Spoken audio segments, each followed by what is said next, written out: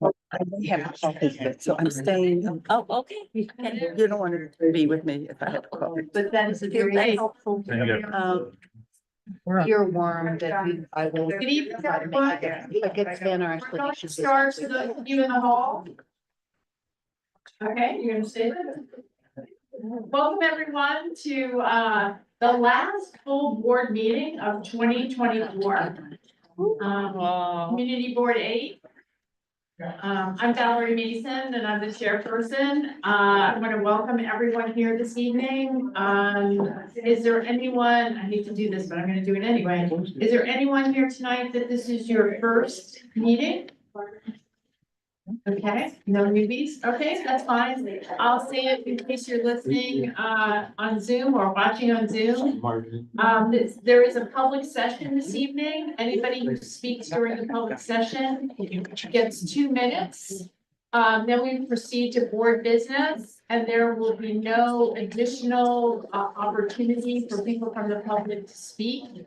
However, if members of the public do have a question or a comment, you can always, if you're in the room, you can give a little note. I know it's kind of old fashioned, but to one of the board members who should be seated in the first couple of rows of the room, and they can offer your question for you.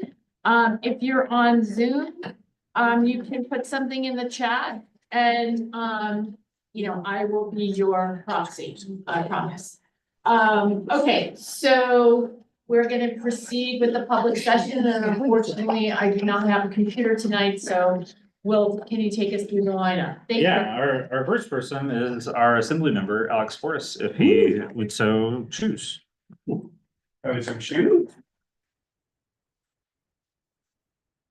didn't want to interrupt. You were busy making laws. Hi, everyone. Great to be here with all of you. Been too long since I've been to CB8M. It's good to see everyone. My name is Alex Forrest. I'm your state assembly member. If you live in the 73rd district, and just wanted to share a few quick updates and then have you take questions from any and all. First of all, happy holidays to everyone. Glad to see you all here, and I won't take too much time because I know that I, for one, at least still need to finish a lot of shopping for the holidays. So, but I do want to share a few quick updates. The first is this session, I was able to pass 12 bills, 10 of which have made it to the governor's desk. Sophie has shared updates on ones that we did about e-bikes and mopeds previously, as well as a few other issues. Since your last meeting, the governor actually signed 3 additional of my bills that are now due to become law. The first helps government move into a more modern era when it comes to technology. I said more modern era, not the modern era, but we're getting there. And that is to encourage cloud computing by the government so that they need to have a real plan about which software and which data systems they are using before they roll out new systems to everyone. The idea of that is that, who here thinks government websites work well? We want to change that. We want to make them work a little bit better. We want to make it a little bit faster to roll out new services and changes. And this law is going to help them to do that. The other 2 laws which she signed deal with prejudice terms that are used in the courts or in law. One of which, and laws that I think were particularly prejudicial towards Asian Americans. One of which required that when you were served notice that you were being sued, that the person serving you write down the color of your skin in the description. If you serve a white person, you write white, no one really has an issue. If you serve a black person, you write black, no one really has an issue.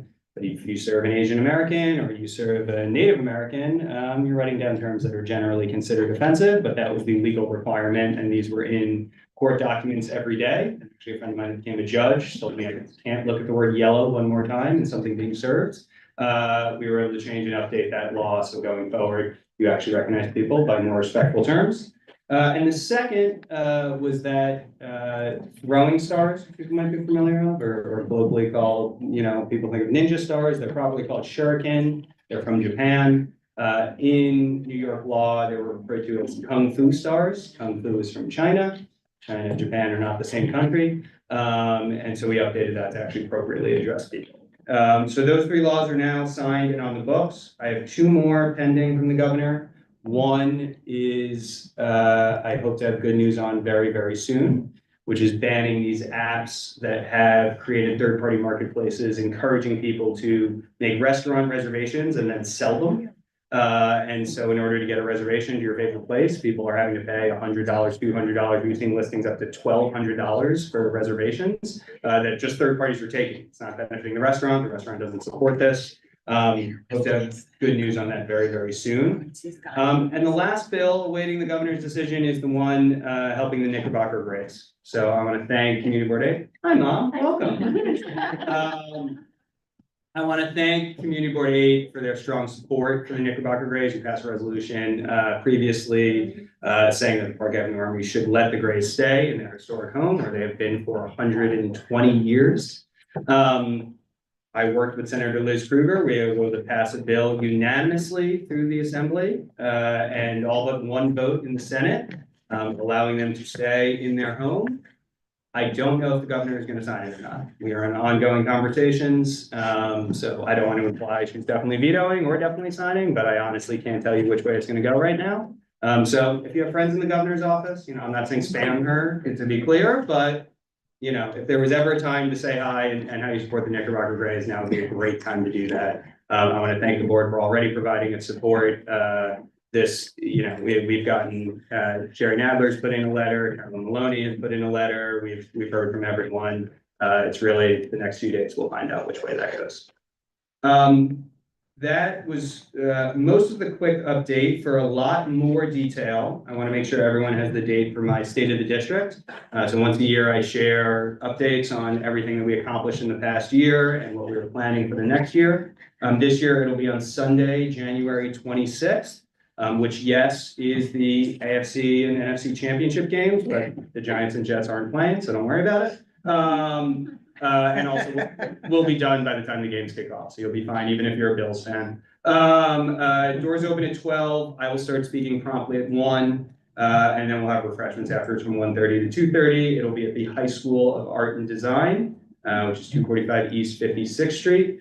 We try to keep it open to all, but we do ask you to RSVP ahead of time just to make sure we have a count. The town hall, we did that poorly, so please RSVP. If you are thinking of coming, you can do that at bit.ly/SOTD, State of the District, -Alex Forrest, -2025. bit.ly/SOTD, -Alex Forrest, -2025. And last thing before I turn over any questions anyone has, is I've spoken to many of you about in efforts on co-naming these streets outside of the Russian consulate for Alexei Navalny. This board has a unique policy of not engaging in co-namings, and that's fine as a consistent policy.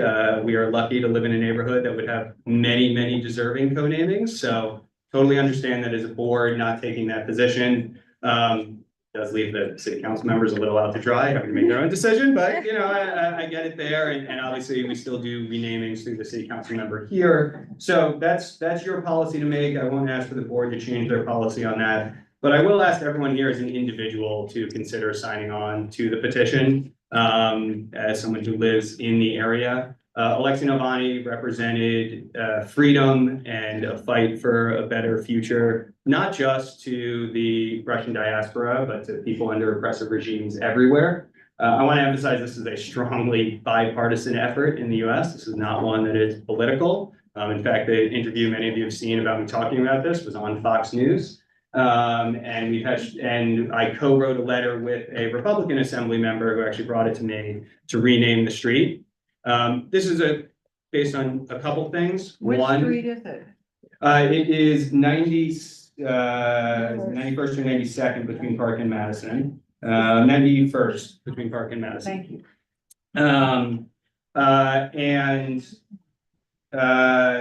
There's two reasons for this. One, which admittedly is petty, is that Moscow started this. They renamed the embassy, the US embassy in Moscow, the Donetsk Republic Square, basically the area they took from Ukraine. And made any mail addressed to the US embassy there take on that name. But it's more seriously and more importantly, when Navalny was killed, that street became the memorial in New York City. I mean, for days and days and days afterwards, people were coming and laying flowers on that street and recognizing that as a place that really mattered to them. And so, you know, we're not just doing it because the Russian consul is there, but that's because where his supporters and the people that were mourning his loss actually came to and actually wanted to celebrate his life. And so this is personally meaningful to me because I've previously worked with someone who actually worked very closely with Navalny. I just talked about his importance to their ongoing fight and ongoing mission. 423 people from the surrounding blocks have signed, including dozens in this room. So thank you. I won't read you out by name, but thank you. And over 10,000 have signed a change.org petition for it. We'd really love all of your support for that. So you can find that petition by scanning a QR code out on the table. I have a sheet in the back as well you can scan, or by going to bit.ly/co-name 91st Street, bit.ly/co-name 91st Street. And I really appreciate all of your support with that. And with that, I'm happy to answer any questions people have on anything other than what the governor is going to put in the state of the state, because I have no idea. But the rest of that is fair game. So thank you for having me. Thanks for coming, and I appreciate you recognizing that our policy is not to do any code naming resolution. Thanks. My pleasure. Happy to have you. Please stay. Thank you. Any questions? Okay. No, I Great. think we'll keep going. Cool. Thank you, Thanks. everyone.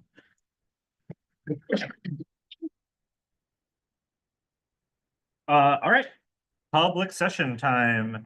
So we'll start on Zoom and then in case anybody shows up later on in person, I know Stephanie's got one. But if you're somebody who signed up for the public session on Zoom, listen for your name, look for the prompt asking you to confirm unmuting. You'll have 2 minutes. You'll see a timer on our screen. The first one up is Evelyn David. You know how to do the thing. Evelyn, go ahead. Hi, good evening. It's me, Evelyn. How are you? Boy, Alex is really amazing. Senator Alex, wow. So I think I will go to 91st Street and check that out. I know Navalny's got a book. I would like to get that and read it.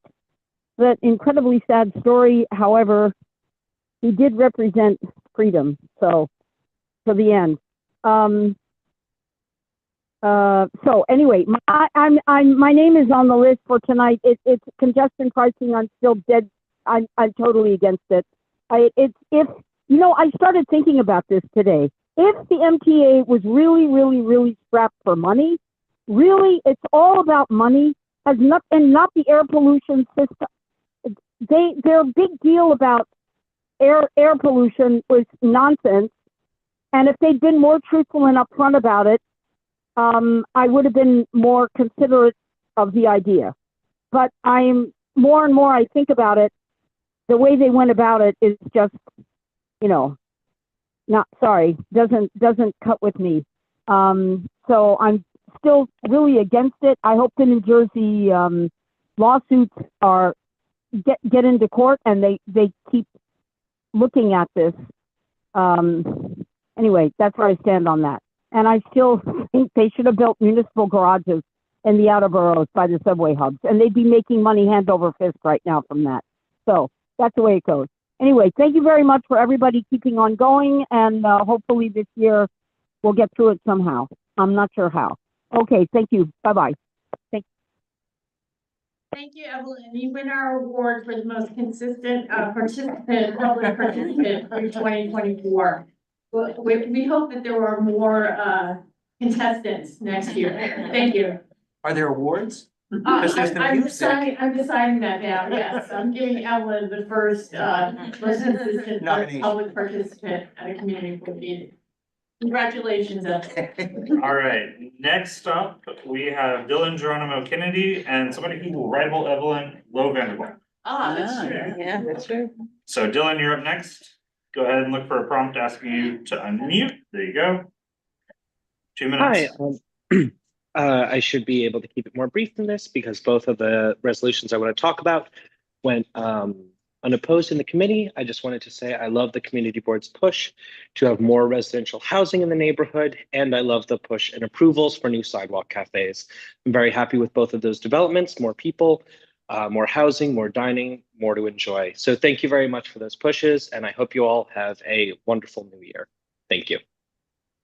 Thank you, Bill. Fantastic. All right, and then Lo Vandervalk, you are up next. Lo, look for a prompt on your device asking you to unmute, and then we have Brandon from the Roosevelt Island Library after him. So Lo, if you don't unmute in a couple of seconds, I'm going to move on to Brandon. All right, Brandon, go ahead and unmute. Hello. So I'm here representing the branches on the East Manhattan side for the New York Public Library. Some of you might notice me from Roosevelt Island meetings, but this is my first full board meeting. I'm new to the East Manhattan network, and so really I just wanted to introduce myself. I'm the new managing librarian at Roosevelt Island, and to let you all know that, or really remind you that the library is here for you. Thank you all for your work that you do. Thank you. Coming. Thanks, Brandon. Lo, you're unmuted. You can go ahead and start your 2 minutes. Yeah, my name is Lo Vandervalk, representing Carnegie Hill Neighbors. This is being the end of the year. I just wanted to give thanks to our elected officials for their strong support for our effort to oppose the 5G sidewalk towers. We were fortunate to have all 10 originally proposed eliminated, although there is one new addition and there may be others. So we have to keep a vigil watch. We thank especially Congress member Jerry Nadler, and we thank our council members, of course, Keith Powers, Liz Kruger, Julie Menon, and State Senator Liz Kruger, and Alex Boris for his wonderful report, and also Rebecca Seawright. I hope I mentioned all, and Mark Levine. So we just want to express thanks. The other item that I did want to talk about is coming up at during the landmark session of this meeting, and that is the awning for the restaurant at the corner of 93rd and Madison, where it was returned. It was they had an earlier proposal which was not approved by the Landmarks Commission, but the status quo was kept in place until they came up with a better proposal, especially when a new lease might be signed. And we think there have been vast improvements, and we applaud that in the design, but we regret that the awning now comes out 8 feet from the street wall, whereas formerly it was only 5 feet, and even 5 feet is a lot. But there are all sorts of constraints. We appreciate the hard work that has gone into this, but we hope for a better resolution down the line. Thank you.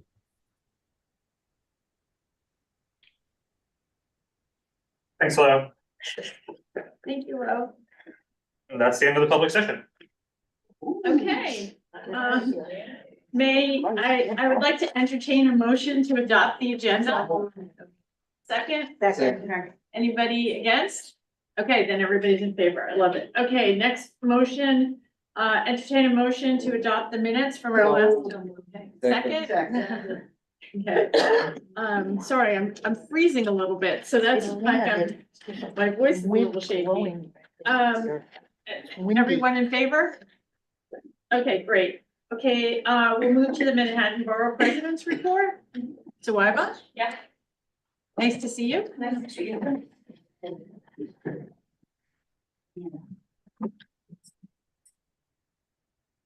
Good evening. Good evening and happy holidays, everyone. It's great to see you all.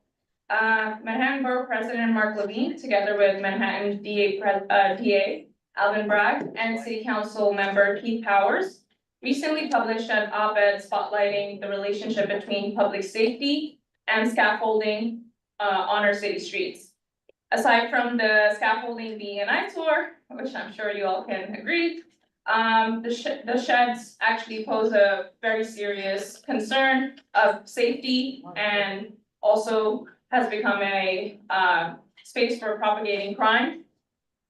So to address that, the BP has collaborated with City Council to introduce legislation that will make it easier to complete work, to get sheds down in a timely fashion, update the policy on facades of varying materials, and more.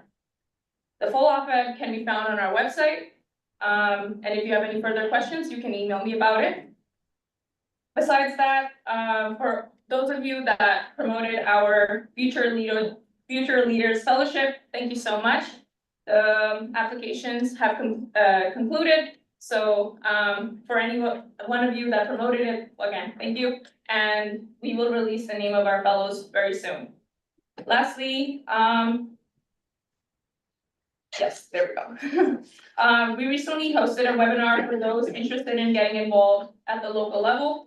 Participants heard from community board members, those on education councils, advisory boards, and more. This webinar is also available on our website. And lastly, I just want to remind you, if you missed your training, which were especially mandatory this week, they're available now on our YouTube channel. You can also email me if you want more information. And that's it. Thank you so much. Have a wonderful night. And again, happy holidays. So what about, yeah, one question for you. What's the timetable for reapplying for the community board for next year? Do you have? Yes, so I will email you that. We're working on it internally. I know I received the email. But Okay, yeah, great. Thank you very but please, if you haven't done your trainings, please do them now. Thank you so much. All right. Representatives of elected officials, if you want to come to the front, you'll have 2 minutes. Thank you for coming.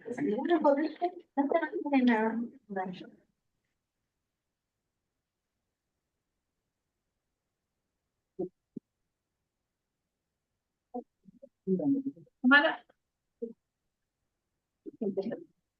Hi, good evening. I'm Courtney Pharisee, representing the Office of Assemblymember Rebecca Seawright. Assemblymember Seawright is heading back to Albany for the start of legislative session, January 8th. This week, Seawright announced the start of the new Ombuds program to help New Yorkers with developmental disabilities that she co-sponsored and supported to passage as chair of the Disabilities Committee. The new program will support New Yorkers in need of assistance navigating services. Member Seawright continues her calls for wage and cost of living increases for the direct support professionals in the nonprofit sector, who support over 85% of IDD New Yorkers. She recently wrote an op-ed featured in New York, saying that it's time to do the right thing for New Yorkers with disabilities, with a budget that includes a 7.8% COLA increase. We're hosting our holiday toy drive to support children in our neighborhood through Thursday, December 19th. Donate new and unwrapped toys to our storefront district office at 1485 York Avenue between 78th and 79th Streets. And join us tomorrow for our holiday open house from 4 to 5 p.m. As always, please consider our office a resource. We can be reached at 212-288-4607 or by email at seawright@nyassembly.gov. Happy holidays and happy New Year. Thank you, Courtney.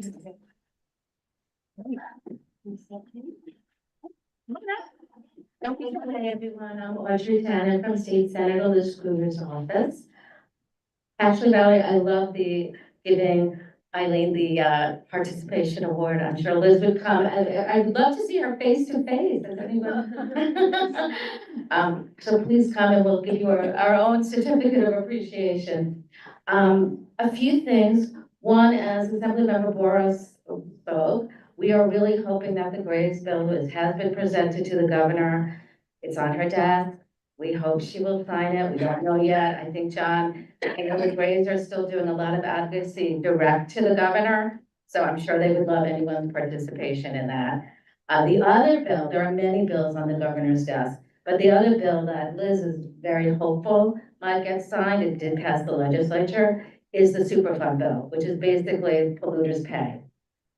It's on the governor's, I don't know if it's quite on the desk yet, but there are still some three-way negotiations. We hope it goes farther. If you'd like more details about it, Liz was on with Brian Larry yesterday, WNYC, the recording is available.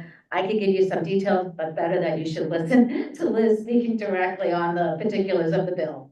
The other thing, and Valerie, your chair brought this up, so I quickly want to talk about, I don't know if it's been discussed in the community board, the 1,000-foot rule of the candidates, which Valerie brought to our attention, and I brought it to Liz and our legislative director's attention. She will probably be writing something. You know, Liz, she's getting her own intelligence. We're conferring about this tomorrow.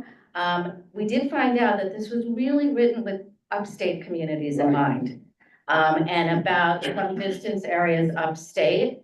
And, you know, I think that we can work to some kind of understanding. I absolutely told them about the clustering issue that you're concerned about, but as we talk about state legislation and amendments, it was precipitated by upstate communities. That's it. Happy New Year, happy holiday season. Thank you. I'll give you more about that in my report, so. Hi, Hannah, welcome. Hi, everyone. I'm Hannah Wheeler with Congressman Nather's office. Congressman Nather helped secure the authorization of $60 million in federal funding for Manhattan's environmental infrastructure and a flood protection plan for the New York, New Jersey front. This funding was made possible through the Water Resources Development Act, known as WRDA 2024, and it will improve climate resiliency efforts and safeguard our communities. Earlier in the month, just across the park, the American LGBTQ+ Museum broke ground in our 12th district. We're very excited about it. Congressman Nather secured $3 million in federal funding for this project, which will honor the history of the LGBTQ+ community and the fight for equality for present and future generations of Americans. Turning towards DC, the continuing resolution was supposed to be voted on this weekend. We don't know what's going to happen. What I will say is that we are going to continue pushing for federal funding for the government. But with all that said, if there's any questions or concerns that you have, do feel free to call our office. Unfortunately, sometimes the best information we have is what you're having, so we're going to continue monitoring it. If there's anything that happens that you need to know about, we'll make sure to put it in our e-newsletter. With that said as well, if you have any casework concerns, if you are applying for your passport or you have a concern about Medicare, Medicaid, whatever it is, feel free to still submit a casework request to our office. You can do that by going to nather.house.gov or call us at 212-367-9350. So with that, I hope everyone has a wonderful holiday season. I hope it's a joyous holiday season. And if you have any questions, feel free to reach out.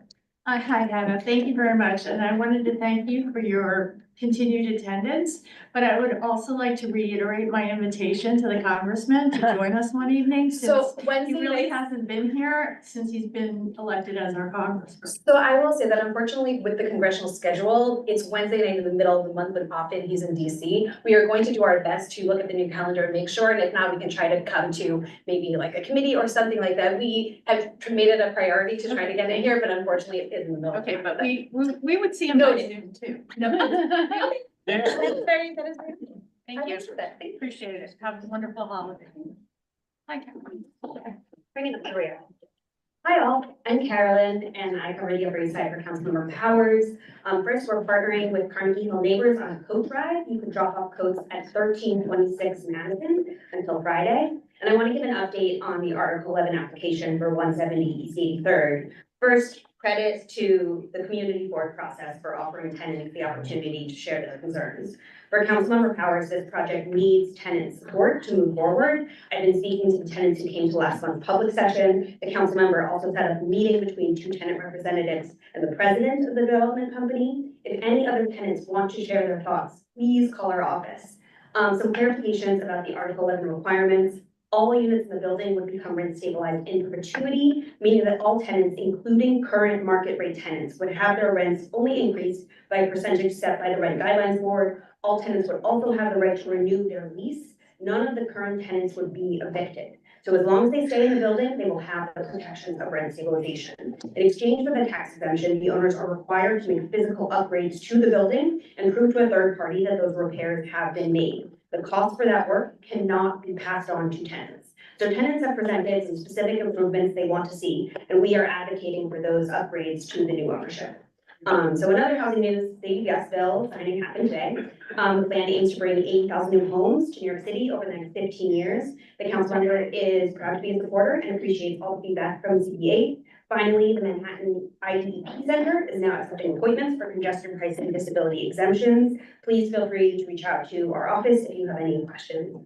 Thank you for having me. Happy holidays, everyone. Thank you very much. Appreciate everything. And we also appreciate the fact that people can see that this process works, that people come before the community board and then there's action by our elected. So we appreciate that very much. Yeah, Thank you. it's definitely. Okay, I will give my report. It's a little bit lengthy tonight, but we had a short public session. First thing I wanted to say is, we have some new committees coming online. Well, not really new committees, but let's just say some of them reactivated, re-energized. Sharon Pope Marshall and Robin Seligson have agreed to become the co-chairs of communications.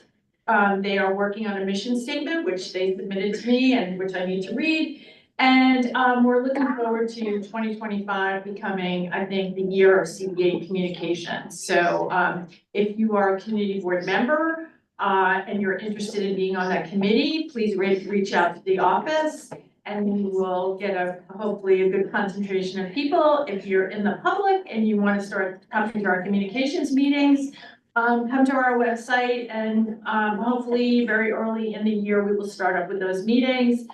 And if you are a member of the public and you have some special skill in communications, we would be more than happy to entertain you as a public member. So I put that out there. Our other sort of revamp committee, and it's not really a committee, it's a task force, and we use it when necessary. Sherry Wiener and Ed Hartzog will be co-chairing the Voter Reform and Charter Revision Committee. What I want to say about that is, obviously there will be very important elections happening in 2025. We will be looking at topics like ranked choice voting, which will become important in the primaries again. And since it hasn't been used very frequently, I think it's going to be important for us to focus on that, to bring attention to the community about how this works. And it's an educational process. And I think if we haven't heard, I'm telling you now, the mayor is again looking at another charter revision. So, we did, I have to say a great job, Sherry and Russell. We were one of the few community boards that were on top of that and actually had recommendations. Unfortunately, I'm looking at Sherry, none of them were out there, but maybe we have enough time to put our own recommendations out there. I speak on behalf of everyone who thinks that term limits for community boards might be revisited, so we can start that process earlier and will probably be very important. I want to talk a little bit about upcoming community board meetings. Tomorrow night, the Small Business Committee will be sponsoring the discussion on strengthening legal safeguards against commercial tenant harassment. We've tried really hard to circulate the topic of this meeting in advance, and we're hoping for good attendance. And if you know anybody who owns a small business, it doesn't have to be here in our district, because the panel will be a very important citywide panel. So hopefully you will tune in for that. The Central Park Conservancy will be coming to the Transportation Committee meeting on January 9th, which is co-sponsored with Parks, to talk about, January 8th, I knew I was gonna say it wrong, to discuss their report on e-bikes in the park. I think that this will be a very well-attended meeting, but I wanted to put it out there for those who didn't know it was going to happen. In addition, I just want to confirm with the landmarks chairs, we're going to talk about the garden at the next meeting, right? Yes. Yes, okay, so I just wanted to, I don't have the date, I think it's January 13th, but on the agenda for landmarks will be the Russell Page Garden and the brick collection. So if you know anyone who's interested in that, they should check out the date and save it and attend the meeting. It will be a Zoom meeting. I don't know who else will be there. But as long as landmarks committee is there, that's good enough for me. I want to update people on a couple of legislative and action items that we have. In November, seems like such a long time ago, transportation and then the full board considered the application of Birch, Wealth and Lennox School for an open street.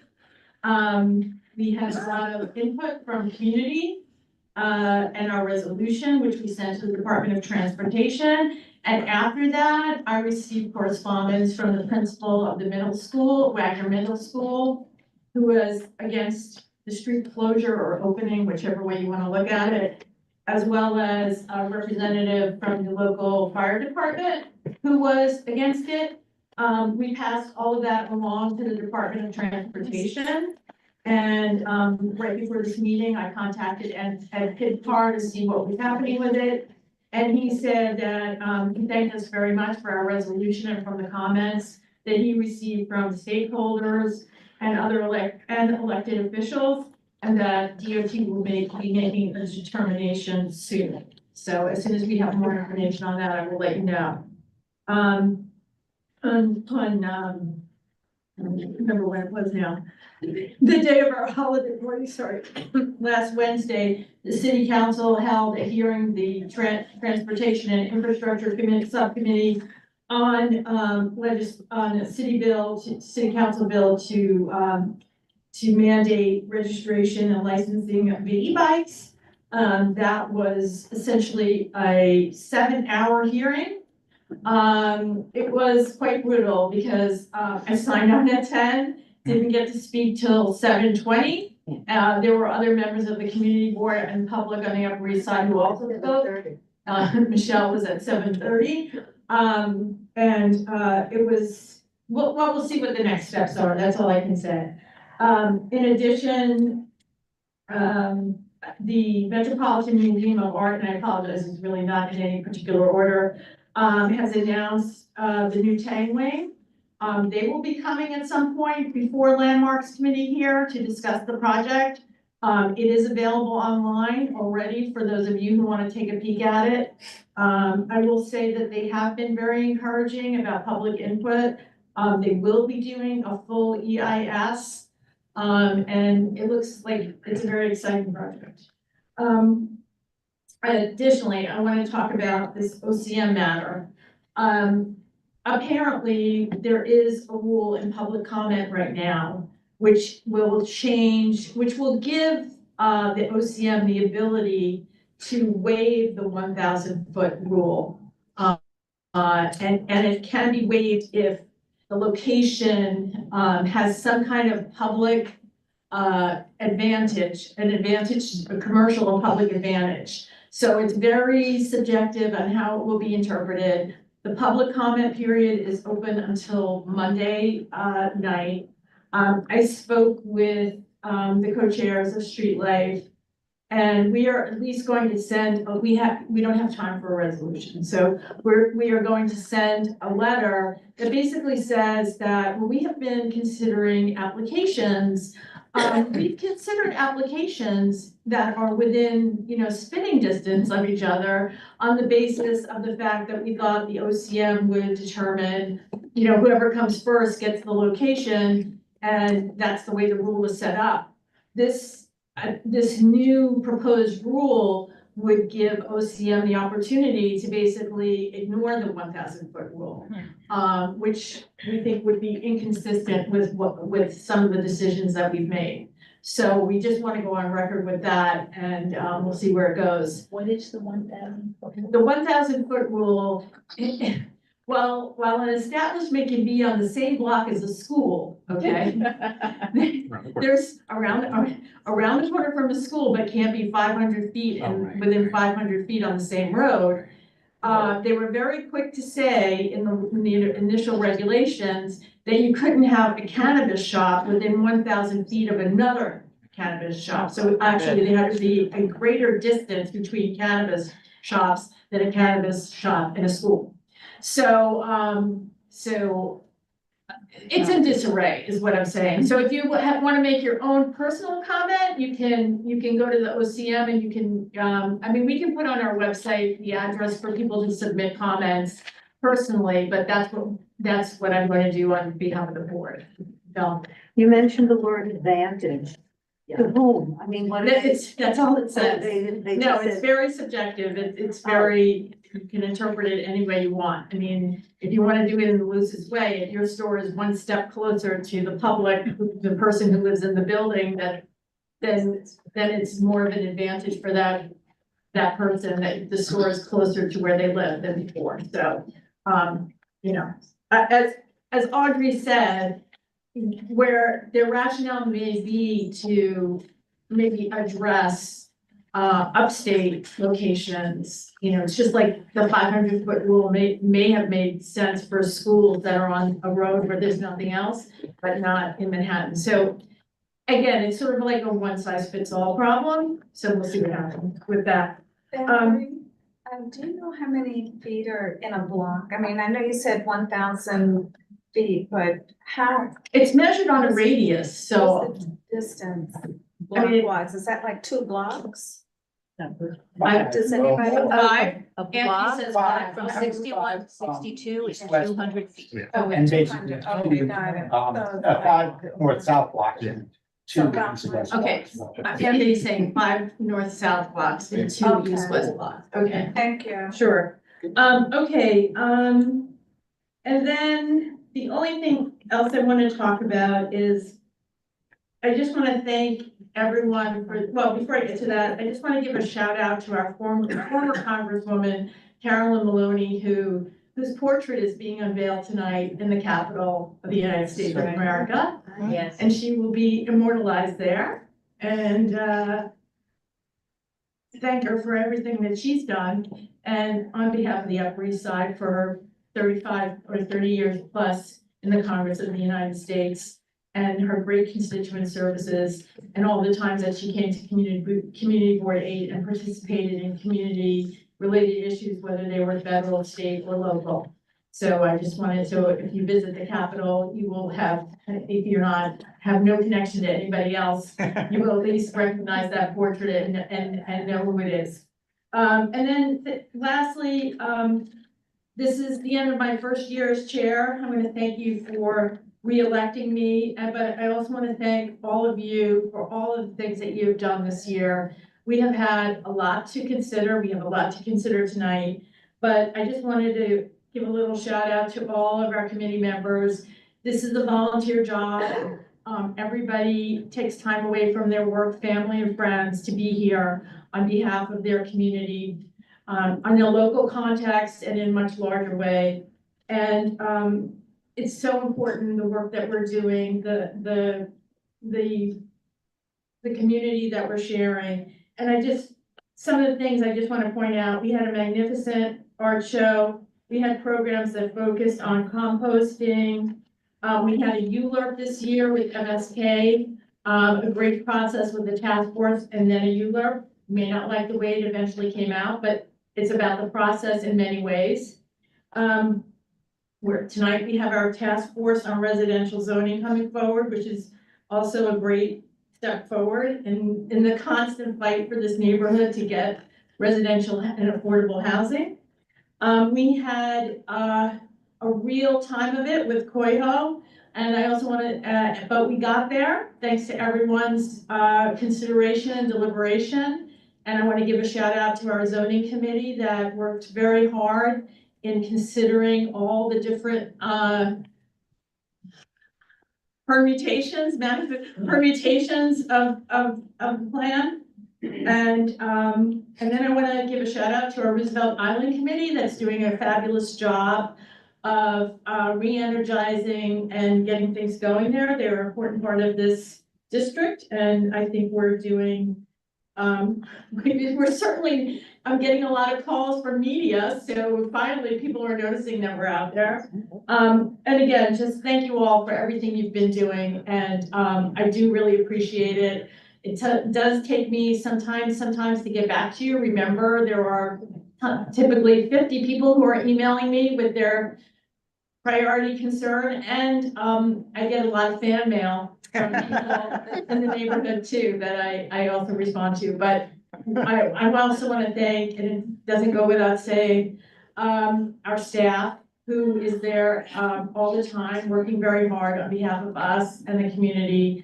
And you don't see all the emails and things that are going on, but thank you, Will and team, Rose and John and Kevin for everything. And again, happy holidays to everyone, and I look forward to a great 2025 with all of you. Thank you very much. Okay. Yes. A question, and also I have an update on something that. Okay, sure. So, first the update, it was just announced yesterday, the Queens bus redesign. Can you do that in your transportation report, or you want to? We're not doing a Okay. transportation report. Okay, all right, sorry, go ahead. But the Transportation Committee in support of Roosevelt Island Committee, I think signed on to it, was against the proposed changes in the Q102. Most of those change, and they were actually proposing eliminating the Q102 and replacing it with a different route. As of yesterday, that is dead. The Q102 is going to live. It's going to live in a slightly different form, but mostly it's going to be connecting to Queensboro Plaza, which is what everyone, Queens Plaza, which is what everyone was advocating for, and that is also very good news. So we just want to make sure everyone knew that, because I only just learned that. Okay, long live the Q102. And my question for you, Cal, is there any word on the process for public members in the coming year? I know that was something. I you mean, said you were going to update. the process is, if you have the name of somebody who's interested, or, please encourage them to contact the board office. Hopefully I'll be making those appointments sometime in January. Oh, and I'll link that to the end, so that you stick around. Okay, and now the report of our district manager. All right, well, Can we just make sure people's phones are turned off? It would be really helpful, thank you. I'll be very brief. We are setting our 2025 calendar right now. So a bunch of you have received emails from me who co-chair committees about your schedules for 2025. Please just reply so that we know that we can lock those in. And then we have a bunch of quarterly meetings that are, I think, going great so far. It was a great idea that we had to sort of give some structure to some of these meetings that don't happen all the time, but happen very frequently, like the Women and Families Committee. But we do have an update that from 2024 to 2025. I believe everybody has signed on to this, that the Health and Seniors and Social Services Committees and the Sanitation and Environment Committee that used to meet on the first Thursday of the month will now be meeting on the third Thursday of the month, and the Congestion Pricing Task Force and Small Business Committees will be moving up to the first Thursday of the month. I know that's very nuanced, but more this is a reminder that please get your calendars locked in so that the other committees, like the new task forces, can start scheduling their meetings for 2025. And then Carolyn mentioned it, but there's a new thing that's happening on the 5th of January, congestion pricing. So you are trying to apply for disability IDEP exemption. There's now going to be a Manhattan office at 3 Stone Street, and you can call 888-811-1050 to set up an appointment. And Can you then, put that in the chat? yes, I will put that in the chat. Oh, and I mentioned this last month, but Rose's last day is going to be January 7th. And so we will be doing the process of hiring a new community associate, hopefully in January. If not in January, it'll be February. There was an HR issue where they forgot to post it after I asked them to post it. So we haven't started getting applicants until tomorrow, hopefully. But then If we'll you have. know of anyone, Yes. please forward their name to the board office. There will be a posting on the website and on all of our social media that you can go to and direct them to that. Or if you know any college students who are graduating or anything like that. Well, we're excited to welcome somebody new into the office, but on your way out, please at least tell Rose thank you for all that she did, because we really appreciate her hard work. Okay, so I forgot something, but I didn't really forget it. I heard Will was gonna mention it, Oh, but I forget. the district needs statement. Oh, yes. Is up on our website, and I did leave that out, but I just want to give a shout out to Felice Barber and Gail Barron, who worked very, very hard on putting it together, and it was a really good process again with the board office. So check it out. It's really interesting, and I think it'll be a really useful tool in 2025 to frame a lot of the things that we're working on. So And if you do go and look at it and you see that it looks really funky, it's because I just downloaded the like finished product and they haven't sent us the like cutesy version of it that looks more professional than, you know, a PDF printout. Okay, it's 7:20 and I'm going to ask the co-chairs of the TFRR, the Task Force for Residential Rezoning, to come up and give their presentation. They and their committee have been diligently working these last 12 months on this proposal. Oh, and also happy holidays, everybody.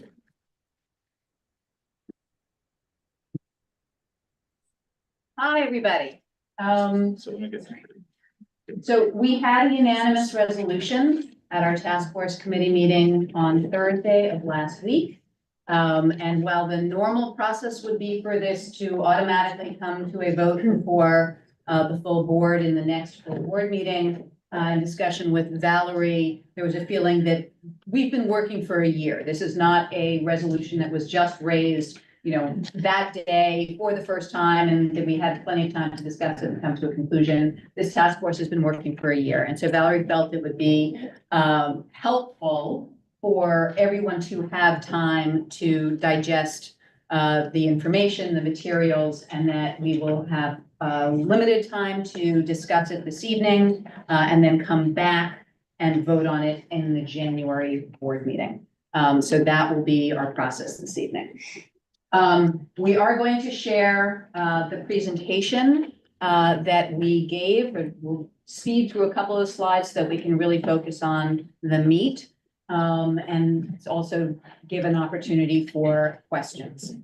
So with that, this presentation is posted on the website already with our December meeting. There is also an appendix to this presentation, which we have sent. I didn't see it on the website. Oh, is it not? It's not yet. Is it not part of it? Oh. No, it's I'll it is merge a it. separate document. It's another 90 pages. Yeah, it's an 80, 90 page document that literally has photographs of every single block that we discussed. The block itself, the block opposite, the block diagonally across the street. And, you know, the list of every single building on each of these blocks and how big they are and whether they have residential units or whether those residential units are rent stabilized, et cetera. So there's an enormous amount of information there. Okay, let's slide down. So in our agenda was really just a summary of all of the discussions over the past year, but we broke that down into a bunch of specific steps. Our purpose, what we've undertaken over the past year. We developed some guidelines for how do we think about zones in this context. We then looked at very specific types of zones and we'll review the ones that are being used in the recommendations. And then we went through each individual block and each portion of the individual block. Let's go to the next slide. I think this stuff you know. We had a board resolution in June. A lot of people were unhappy that you could build a 164-foot tall self-storage unit on a mid block in these blocks, but you couldn't build residential. So Russell created this task force, and we particularly wanted to address the need for more affordable housing in the Community Board 8 area by proposing zones that would trigger mandatory inclusionary housing. City of Yes has no mandatory affordable housing. It has optional, but no mandatory. It may not develop a single unit of affordable housing on the Upper East Side. And we look specifically at blocks that are currently zoned either C84 or M14. These are blocks that do not allow new residential use. So you can't even convert an existing building that's there for residential use under the current zoning. Okay. Okay, so you may wonder where are C84 and M14 zoning districts in Community Board 8? Well, there's a collection up here. These are C84. There's also what was an M14 zoning district that has been remapped for the Cleveland Chapman rezoning.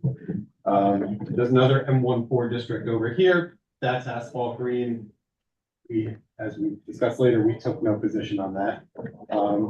There's also some M14 down here, and then there's further C84 down here in the 60s. So this is in the East 70s, 73rd up to 75th Street. And then down here is East 60th to 61st, east of Second Avenue. Next slide. So what is permitted in M14? As Elizabeth alluded to, large self-storage facility. Large schools, 200-foot tall schools, commercial office buildings, life science development, self-storage, manufacturing, warehouse, auto-related uses, parking garages, hotels by special permit. But more importantly, residential uses are not permitted. And there is one thing that, and this is something that goes into what we talk about for height and density. Under M14 and C84, there is no height. The other thing I want to highlight here is that if there were a community facility built in one of these areas, they have 6.5 FAR available to them. So while a commercial use would be lower or a manufacturing use would be lower, today you can build a 6.5 community facility on these locations. So that's an important benchmark number for us. Let's go to the next slide. Can you just clarify what that means? Sorry, floor area ratio. Oh, so the floor area ratio is the amount of Comes to the zoning- microphone, yeah. floor area ratio is the amount of zoning floor area you can mass on a zoning lot. So it basically has to do with how large the building can be, how much floor area, how dense can this construction be. Okay, let's go on. This is the We've Been Busy Bees slide. We've held a total of 8 meetings over the course of the year. We consulted with the Department of City Planning, the Department of Parks and Recreation. We had representatives from both of those agencies come to different meetings. We reviewed the existing zone types that were in these locations, as well as the zone types that were available throughout zoning. We were advised very early on, use something off the shelf. Don't propose something unheard of before. Don't propose something that doesn't currently exist. We then developed some guidelines to help. How do we think about this? How do we frame the decision and selection process of a recommendation? We documented block by block the existing conditions, and that is both text and data of what's there, as well as photographs and rent stabilization status, counts of housing units and buildings and so forth. And then finally, we held a series of meetings in which we made initial proposals and solicited feedback and facilitated discussion among both the board members and the members of the public that were present for each of these block locations. So let's go to the next slide. These guidelines were our framework. It is really how do we be consistent from place to place, and how do we think about what we're trying to achieve?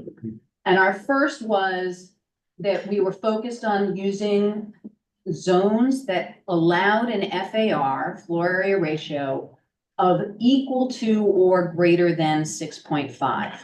And the idea here is that is what could be built on these properties today as a community facility. Our goal is to enable building of residential, but it was not we need to downzone. It was we want residential, we're not trying to downzone here. The second was we wanted to ensure that the floor area ratio would be large enough so that a potential development would trigger mandatory inclusionary housing. So MIH is really triggered when a property or when a development is 25,000 square feet of development. At 12,500 square feet, in between that and 25,000, there's a fund that the owner can pay into to not have affordable housing on their site. But we were really focused on how do you ensure that this also generates affordable housing in our community. So we also wanted to make sure that a property that was too small to generate that 25,000 square feet wouldn't become a single-family townhouse or a luxury-only development.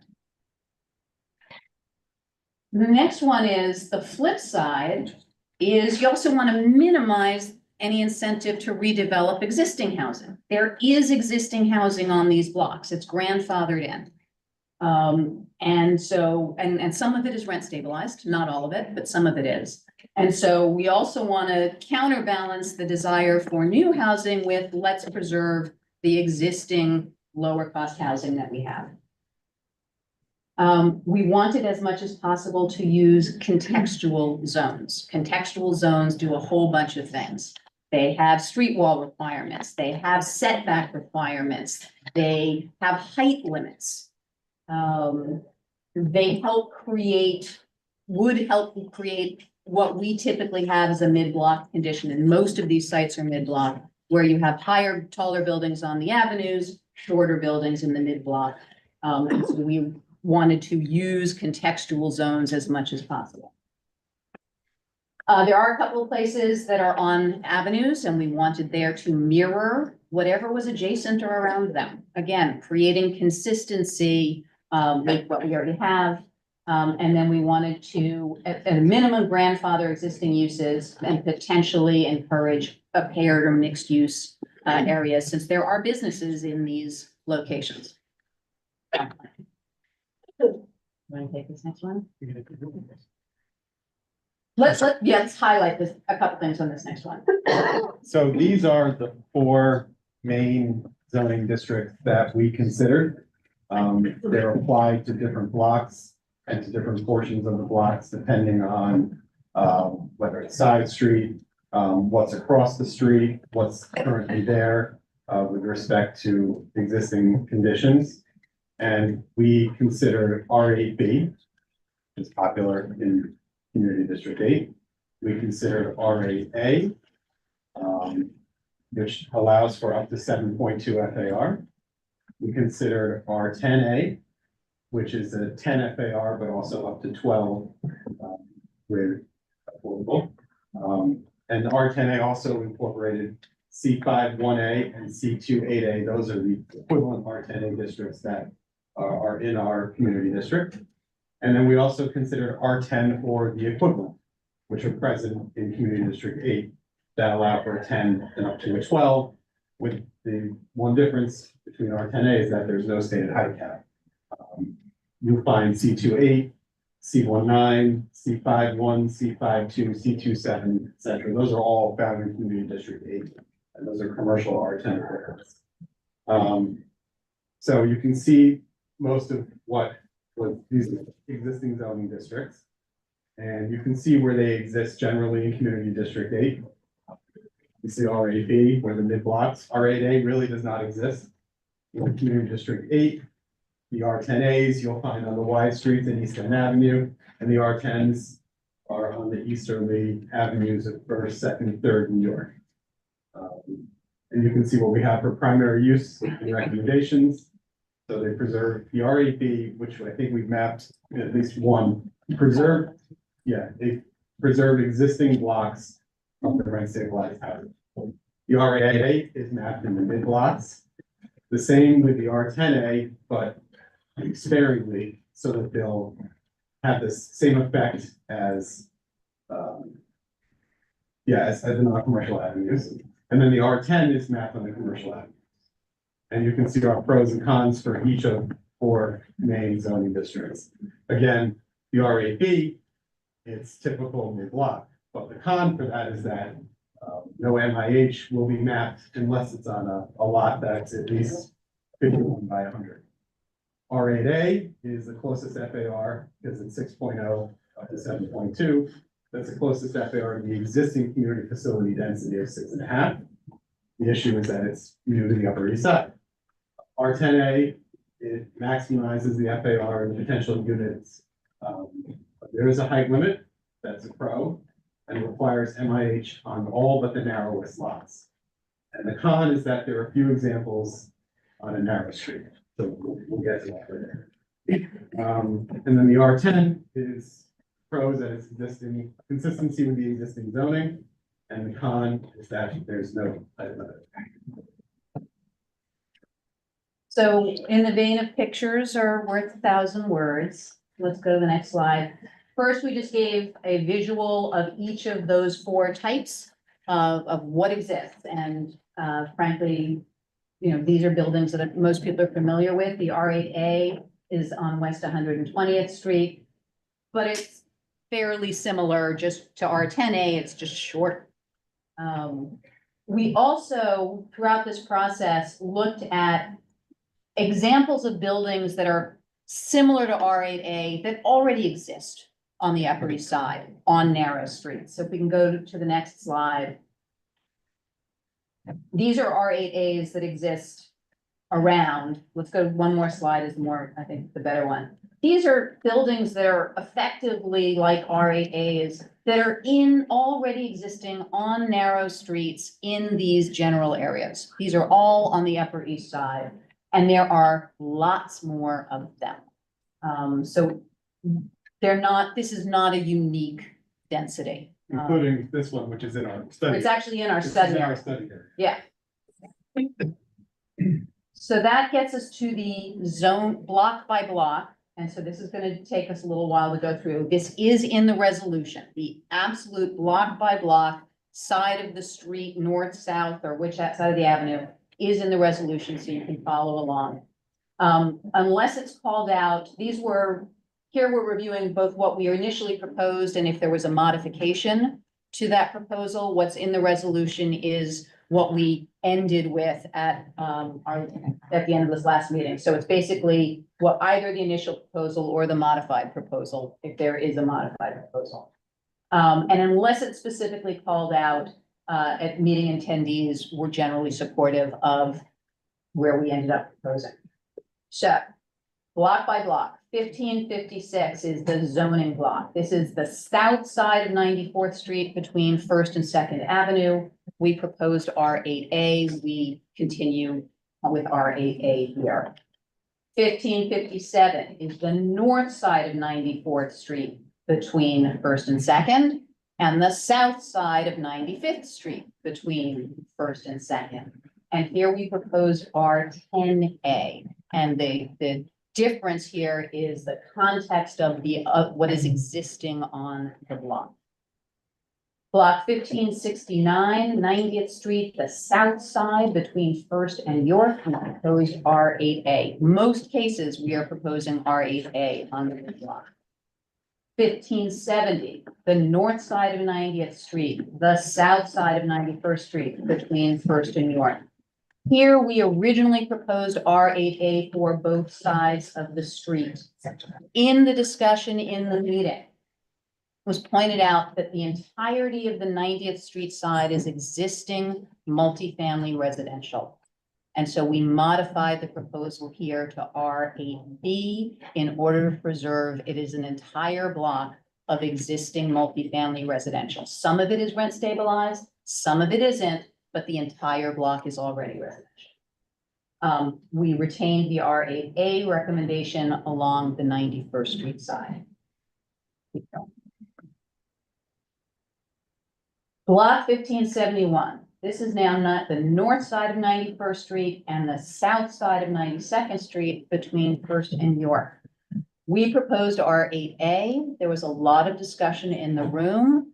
Attendees at the meeting expressed a preference for R8B. What we looked at and what we found here is when you look at it on a lot by lot basis, there were 5 lots that are affected by anything we would do here.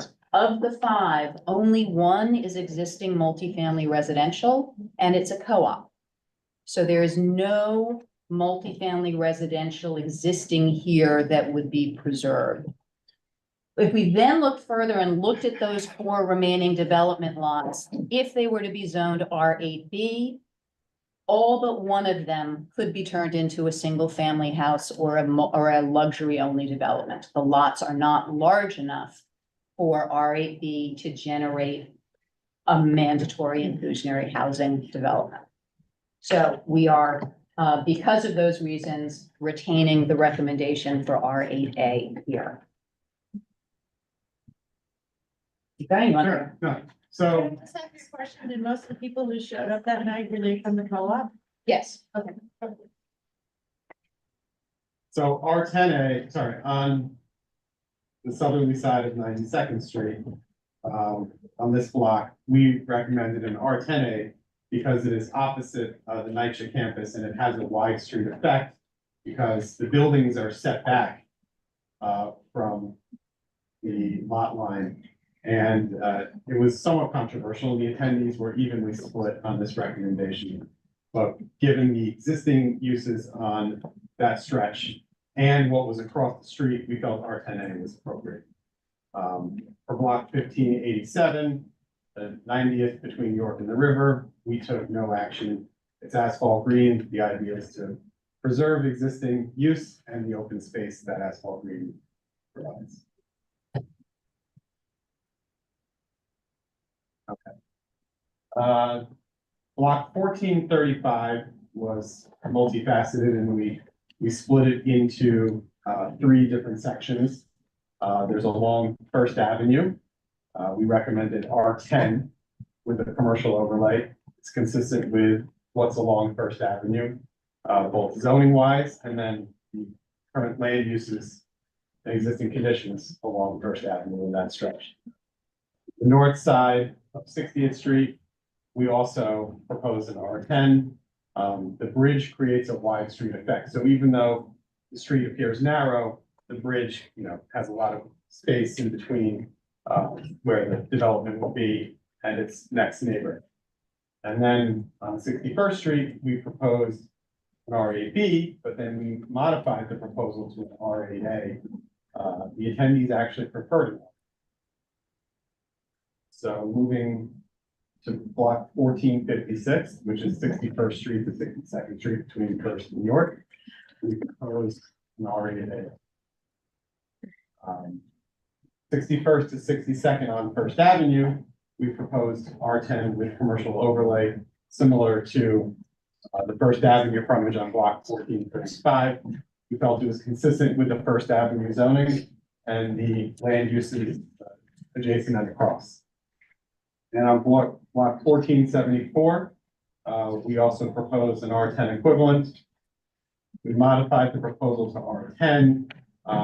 It's an avenue location, but the open issue is with or without a commercial overlay, with or without a height limit. R10 allows.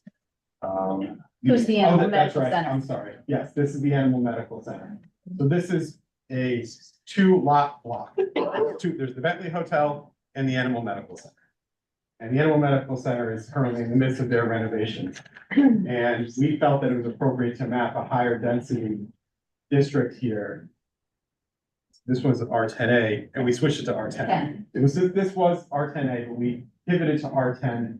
The main reason being that if it was an R10A only zone, the Bentley Hotel is already fully built to that height. It doesn't promote a redevelopment of that site. Additionally, the Animal Medical Center would have excess development rights that it would not be able to monetize. So this allows them to not only consider redevelopment of the Bentley Hotel, A, but B, allows the Animal Medical Center to contribute to the zoning lot by adding air rights to that parcel. Question.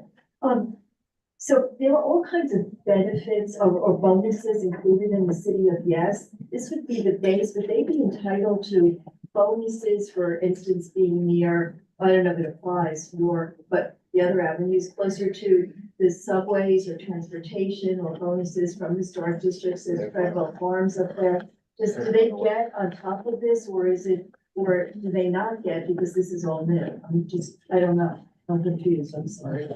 Did you explain this and I missed it? No, let's hold that because it's a different animal. Let's finish we're almost done. This is the last page. Okay, block 1484, this is 73rd, the south side of 73rd Street between York and the river. Here we proposed R10. On this one, it's almost immaterial every lot on this block, except for one, is already mapped R10 and built to the maximum FAR or overbuilt. Most of these lots are through lots to 72nd Street. And so it's kind of an anomaly. There's literally only one lot that this at all applies to.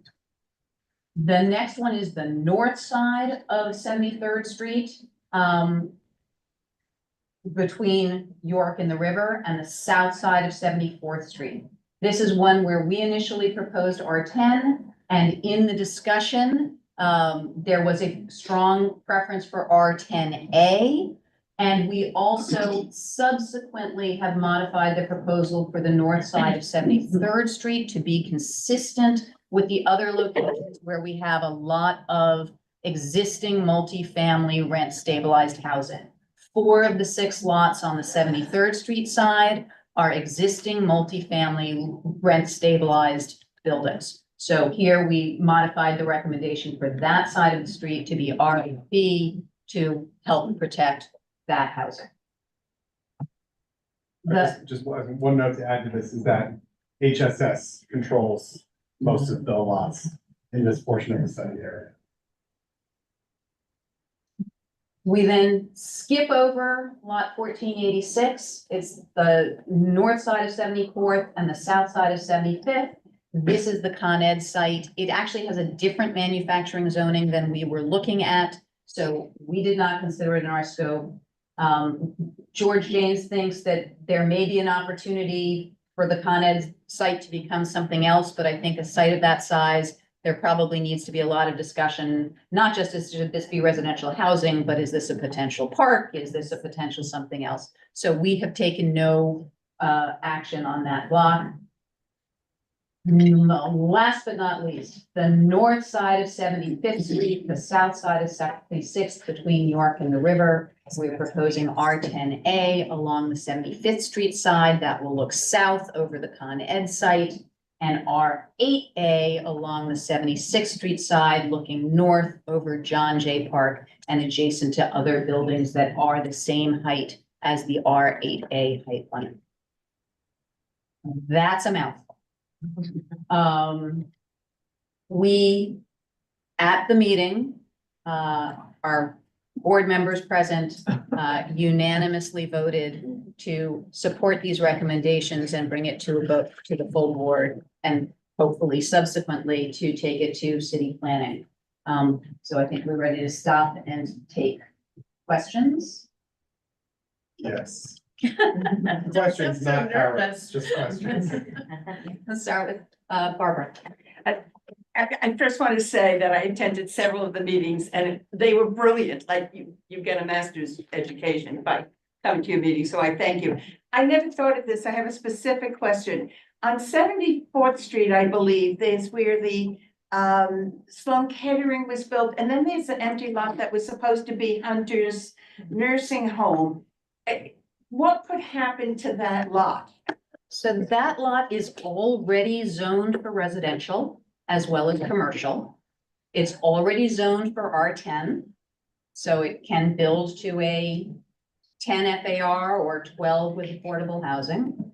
And we have recommended to the Zoning Development and Housing Committee that we take up an advocacy campaign to the city to make that residential site. Thank you. Okay. Please. I just want to commend both of you and the committee for an amazingly thorough job. This is really impressive. Just one question, my lack of understanding of this. You mentioned initially that it was sites that were, that could be a community facility or a school. So does that mean that if somebody wanted to make that part of one of these buildings, that would not be permitted? Well, it would still be permitted. I mean, certain community facility uses are permitted in residential zoning districts. So yes, a school could be permitted, but a self-storage facility would not. Thank you. Marco? First of all, I have to congratulate you. You did a very good job. You tried to do your best. And I know, Adam, that you have a lot of information. You put it a lot And I think, that reflects over there. Well, I already studied these lots, not that on the sixties. But one of the part that is missing is, for instance, landmarks. There are beautiful walk-ups, can be landmarks. And this is not part of the study, and we have to go in that direction. And the other part is, what I find is missing is the massing. The massing is telling everything. And the massing is telling what you have and what you propose. And if you have already a development, you're never gonna reach contextual because that massing is going to stop you. And I think that what I saw briefly what you did, and I think that part is missing in that part. And I would like that we have to keep thinking in that part to see if it's what you propose, or maybe it's a new zoning that fit on the Upper East Side B block. The other part is, yes, it's good to have mandatory housing. But my question is, did you make a study if the mandatory affordable housing match what is existing? Because if they demolish, at the end, probably we're gonna end it with less affordable housing. And that's my serious concern, because your intention is to produce affordable housing or type of housing. I mean, I'm in pro all of them, but at least those affordable housing, it should be rebuilt. So that part, it has to be extremely careful handled. And then basically now, you talk about density. Density is very tricky. The problem is, the city usually control the maximum density. That means the maximum number of apartments. But the developer come and build one density one. And you cannot do anything at all. Or they put community facilities. And that is basically, I think, is wrong, that part. We have a corridor of hospital. They're only in the city. No, 72nd Street. They has been receiving a lot of benefits, which is great, fun. They have also the air rights free of the FDR. Good benefits for them. And now they are expanding inside. And if your proposal doesn't control that part, that made me feel serious concern, because your efforts can be wasted completely. Because they say, okay, community facility you can put anywhere. So, and then I would like to hear from you especially, how you gonna control density, especially low density, because the pattern that I found in the Upper Side is they never reach 100%, never. The maximum, which is good, is 88%. The other one that have no limits usually go from 50 lower, even to 20%. And in transportation, thank you for one of the co-chair, he found out when they came to move the bus stop, they said, oh, this development, huge development, 16 apartments. That basically is the characteristic of the Upper East Side. And that made me concerned. Your intentions can be derailed in another direction, rather to benefit what your intentions are, it may change in the other direction. And I think that part is missing, with all respect. Well, what I would say is that, and I don't know if we want to do back and forth or if they want to answer questions, but your reference to a condominium development on Madison Avenue is entirely different to what these will likely be, which is rental developments, east of Second Ave. And the unit mix and unit sizes in a rental development in the East 90s is going to be far different than the condominium development on Madison Avenue at 79th Street. So in terms of unit numbers and unit mix, we don't want to scare people and say, oh, there's only going to be 16 units built, when look at what Friedland had proposed for their project. I mean, the density is intense, and that's kind of what we want to encourage here. Got it. Sharon had her hand up, and then Sebastian. Thank you. Elizabeth, And, You'll have to you repeat have- your question. Okay. Elizabeth and Adam, you have done a phenomenal job, and I voted in support of this to ensure that we get this in front of the board as quickly as possible. I would recommend that the chart include the street width. And generally speaking, overall, I understand, for example, R10A on the avenues. I mean, that is certainly you have a substantial planning rationale for that. Where it becomes slightly trickier is what's happening on the mid-blocks. And I'm recommending that you include the street width on the mid-blocks in your table.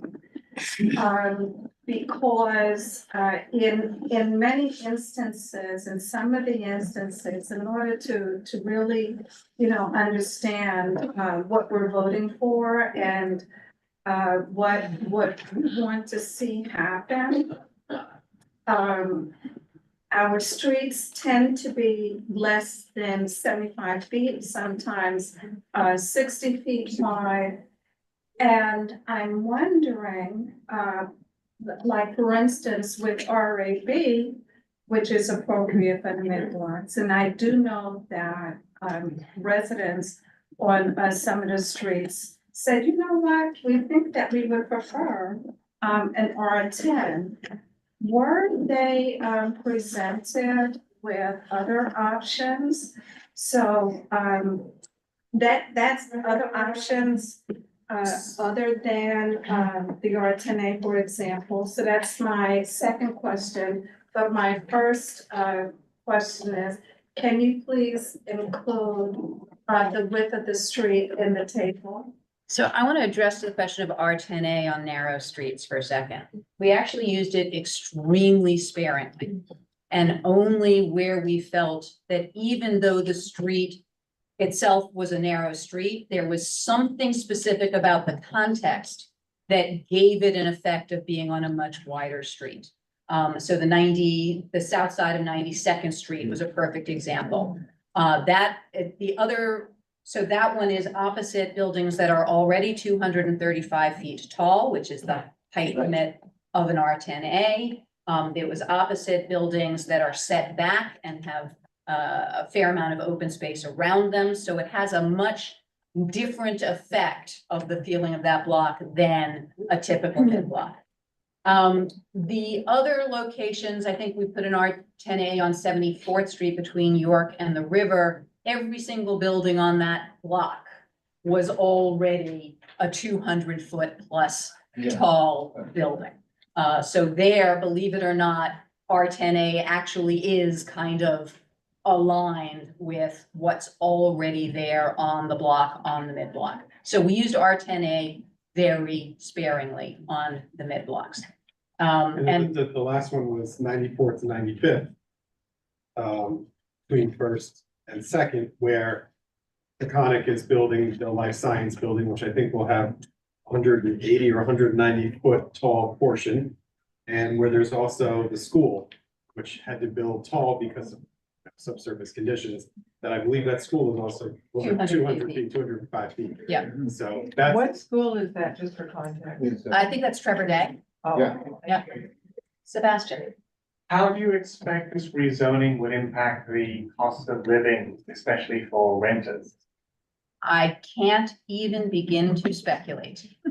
There are people who believe that any housing will ultimately bring prices down. There are people who think it doesn't seem to matter how much is built, the prices keep going up. As far as I can see, the cost of labor keeps going up, the cost of building materials keeps going up, and city taxes keep going up. So it is completely unclear what rents would Okay, be. can I? Anthony, I think Anthony did have his hand up before this all started. I really want to get to him. Oh, okay. Wonderful. magnificent. Very clear. Which is remarkable, and I think the choices. By and large, and probably after staring at the photos for a while, I might quibble with one or another. But I think that the key thing is introducing RAA. And also insisting on R10A rather than R10. And I think that will hopefully keep things a little lower. And I don't think that the difference between R8A and R8B, especially in those very distinct areas, is significant and will result in people being unhappy, except that they'll have to live through construction. And so I just wanted to say that I think you did a great job. All right, let me, we said this was gonna take 30 minutes because we've got reports to do. What I would suggest is that we cut it off now. Let's see how far we can get with our reports. And for those people who wanna stay, maybe answer a couple of more questions tonight, just in the vein of trying to get to where we want to be at the next meeting. Does that work for everyone? If you have a question, you're still here as part of the meeting, but I'd just like to get through what we have to get through tonight and then go back. This presentation is live on the community board website. The appendix, which gives you all of the maps and the photos and the details, will get put up so that you can also refer to that. And then just the last thing before we stop. This is a real balancing act. There are people on the committee who were frequently pushing for more and bigger. There were people on the committee who would really prefer to be less and smaller. And throughout this process, I think we had some really good give and take and push and pull. And we got to a point where the committee supports the aggregate of what we did. And so I really just want to thank everybody who attended all of the meetings because it was a real process.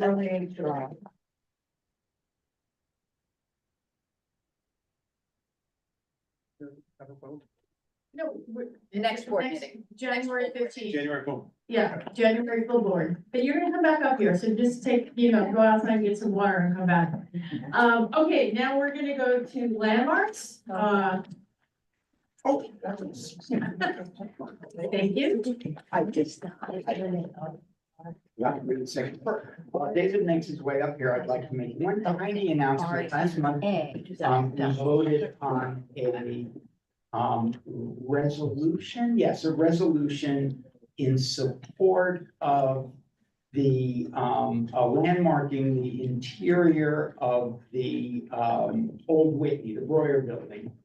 And Landmarks yesterday agreed to calendar not only the interior, but also the exterior as an individual landmark. So thanks to all of you and all the people who made a big effort to make that possible. And I think we don't know, it's landmarks, so we don't know when it will be calendared, but it is at least in the queue. So the first application was the Duke House, important house, also an important to the fine art, which certainly the best in the country, if not the world. And it has a problem, namely there is no access for the disabled. And the architect did a very good job. We can go to the next. Essentially, there's no way, because of the design of this house, to bring disabled and ground level, the ground level raised from the sidewalk. There's no space to put in a ramp. So if you see the area to the right, which is eastern end of the house, there's already an areaway there. And one of the nice things about the house is the continuous wall. And there are only two breaks in the wall. One is for the main stairs, one is for the access to the areaway. So you can go to the next.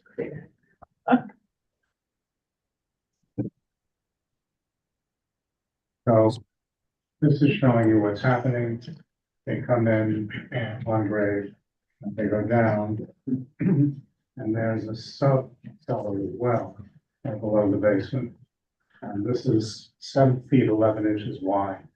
And the minimum you have to meet is 3 foot 8 inches in order to have a ramp and in order to have a proper egress there. So they had just enough room to do it. And you can see it's all pretty tight up there.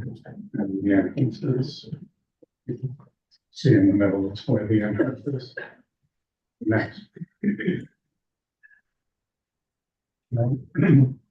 What they've done is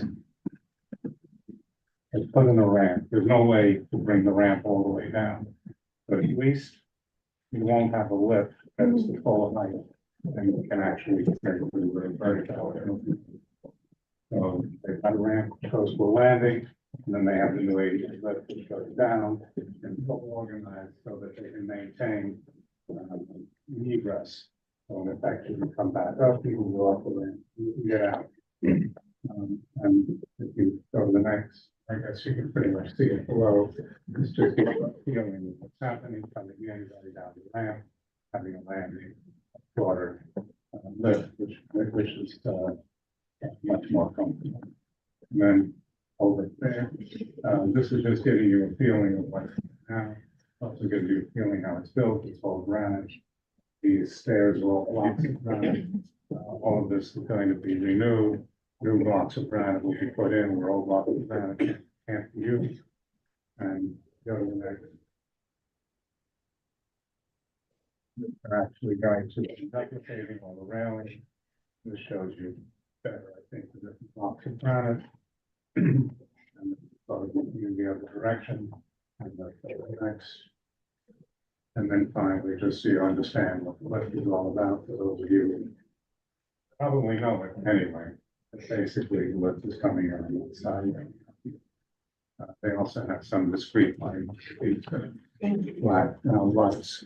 So we all felt that this was a really excellent project. Because you impact it all on the facade, it's hardly visible from the street, and yet it creates very comfortable access for the disabled. So that I think will be unanimous. That unanimous? Can we Yes. continue unanimous together, please? It was. Yeah, that was unanimous. Because it was extremely well done, and it's very important for the Can we just take the two unanimous items together, please? Yeah, we kind of blow it up. Any comments from the public? Yeah. Motion to approve. The motion is already, you call the question. Call the question. Okay, anybody opposed? Wait, I had asked to do both the He said no. unanimous ones together. Did he say yes to that or was it just for this one? He said no. Oh, I didn't hear that. Sorry. I think these are worth explaining. You can explain. but Okay, we- let's not have, let's just go. Let's just go, we won't lose any time. All right, so, the questions on the floor, is anyone gonna vote no? Everybody's unanimous approval? Thank you. Okay, next. Okay, the next one, number 2 on our agenda, hopefully we'll see the. Step back. I have fewer pictures. Okay. Yeah, I mean, Okay, this is the project that Lo referred to in the public session. So this is the existing canopy, which is in violation of landmarks for a variety of reasons. Landmarks doesn't like canopies that come out straight and come down and then have a lip. They don't like enclosed canopies if they can help it. And the problem is that this building, it's very interesting, kind of strange building from the end of the last century, 19th century. And the side wall of this retail space is completely blank and can't be pierced for an air conditioning unit. So the air conditioning unit has to be on the front. It's a 15-story building, 12-story building. So bringing piping through people's apartments up to the roof is also basically impossible. So the proposal was to take this guy and throw it away, and take this guy and move it down a little bit. And so the next slide. This shows, this shows one other important thing. Most of the other canopies along this block start at the same height, which is at the top of the masonry opening for each of the retail spaces. And they've always been retail spaces all along the block. The actual apartment house entrance is around the corner on the skinny side of the building. Next slide. And so this shows in section cut through what they're doing there. This is the existing closed bottom and sides unit with its incredibly clumsy canopy.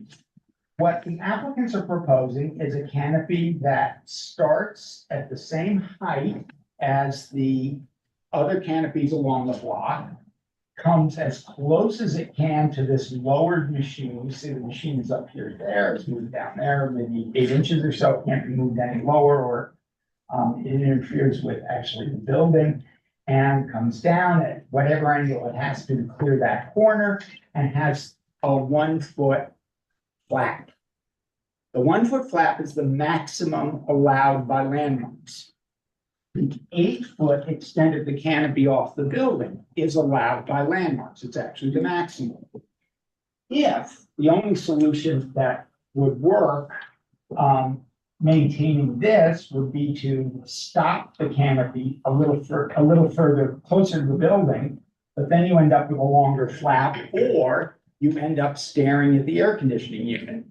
So the committee felt on the whole that this was an appropriate solution. Go next. And the other things that they did, the next one, is you can see the new canopy is lower and also narrower. It's only literally the extent of the opening in the mason.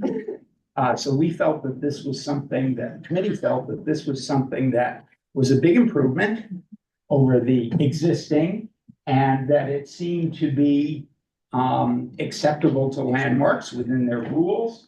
And we voted not unanimously to approve it. Jay. Well, we all heard Lowe speak during the public session. I voted against the application. It extends really far out over a very narrow sidewalk. So I just wanted everybody to know that I felt it was too long, extended too far into the sidewalk. I also believe in supporting Carnegie Hill Neighbors, which is the watchdog for the Carnegie Hill Historic District and the extended Carnegie Hill Historic District. Thank you. Thank you, Jay. Marco. Well, the first canopy or awning was approved for the community board unanimous, except me. And they came saying that they need a second compressor on the facade. They went to the landmarks, and the geometry of this awning was completely wrong, and that is why he came back. Now they are saying that this new, this existing compressor is unable to put on the roof. And because they said that the landlord doesn't allow. This is the systems. I'm sorry, I'm going to be technical.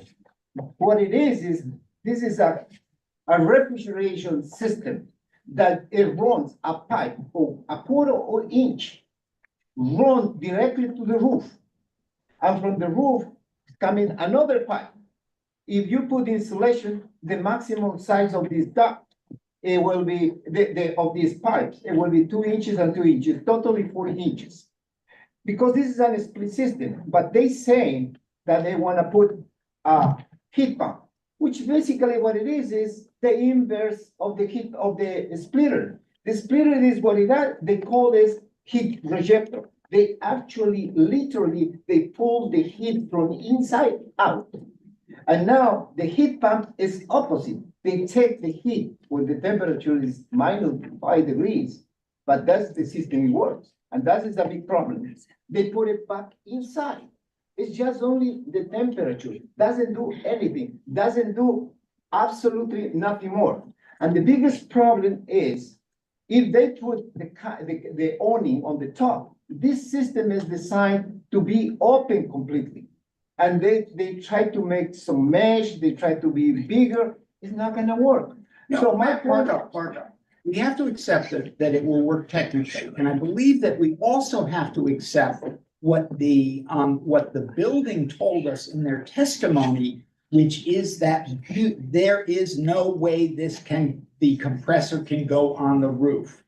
Because you are, how do I put this properly? Even if it's 4 inches, do you want to lose 4 inches from your apartment? No. No, it had to run to the back, and in the back there is a dent. No. And then that dent is more than enough. Okay, thank you, Marco. I think everyone hears what you're saying. Sorry. Go ahead, Anthony. I'd like to call the question. Second. Yes. Anyone opposed? Excellent. Very good. Is it unanimous? No, I'm gonna vote again. And Marco? Against as well. Okay. Okay, we're gonna do this. Anderson, No, so there are 4 no. Ashby, Oh, sorry, Elizabeth and Gail. Are you calling the roll? Yes, we're calling the roll. Sorry for that lack of clarity. Yes. Elizabeth. Yes.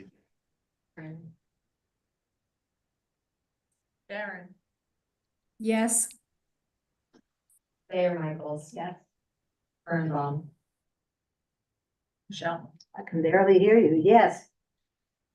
Torres. Yes. Camp. Yes. Cone. Yes. Cormac. Yes. Harbor. Yes. Helen Clark. Yes. Herzog. Yes. Christensen. Brad. He was here last. He was here. He's right there. Oh, Outside. Halpern. Yeah. Yeah. Hussein. Yes. Kirkler. Yep. Slater. Yes. Lev. Yes. Mason. Yes. McClement. Yes. Meyer. Yes. Myerson. Yes. Hartwell. No. Phillips. Yes. Pope Marshall. No. Hopper. Yes. Price. Yes. Rose. Yes. Rudder. Yes. Salcedo. Yes. Sanchez. Yes. Stetson. Whose camera's off? Stellingson. Salem. Yes. Selway. Yes. Squire. Yes. Stein. Yes. Tamayo. No. Wald. Yes. All right, 34. Oh, and sorry, Wiener. Let me off. Sorry. Yes. I know, I'm not the last. It's always going up. Sorry, 35 yeses. One time we'll go the opposite. Anthony made a very good point. It's not try to design, try to second guess on the technical side. It's our role to look at the appropriateness and the context of each of these from a landmark's point of view. So we try our best to do that. This next one is, we're going to go next. Yeah, one second. This is 2 buildings that date from about 1876. And No, just the store. Yeah, no, I need to be able to see. Which one is it? This is item 3. Yeah, is that the store? Yeah, Yeah. it's Madison. Okay, yeah. No, We it's pull it up a so we townhouse. can- No, It's yes, item 3 is the 2 townhouses. yes. Item, well. I don't think- It's 694 and 696 Madison Avenue, okay? This is these 2 are part of a road that was built in 1876, 1878. And in 1912, they a lot of these, they took and they projected two-story storefronts. And what you're seeing here is, what's there now. This gives you historically, and you can see the original, and then you can see the storefronts being added on. Next. And again, to give you a better sense of what's happening. Plus, there are some problems with the masonry and with the cornice, and those are all being restored and repaired as part of this project. Next. This gives you an overview of what's happening. All of the storefronts, were tripartite and made up of 3 pieces. And so you see that again here. So basically you have 2 buildings that have been turned into 1 building.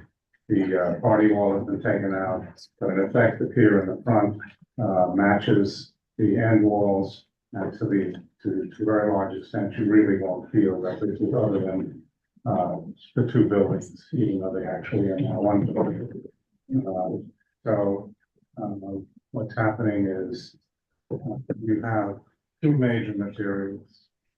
You've got the glazing, then you have all of this tile, and that sort of greeny yellow stuff is tile. And what's happening is that the center pieces are always projecting, so that there's almost a feeling as if the tile is running behind the glass, particularly where it projects, as if the tile is sliding it out.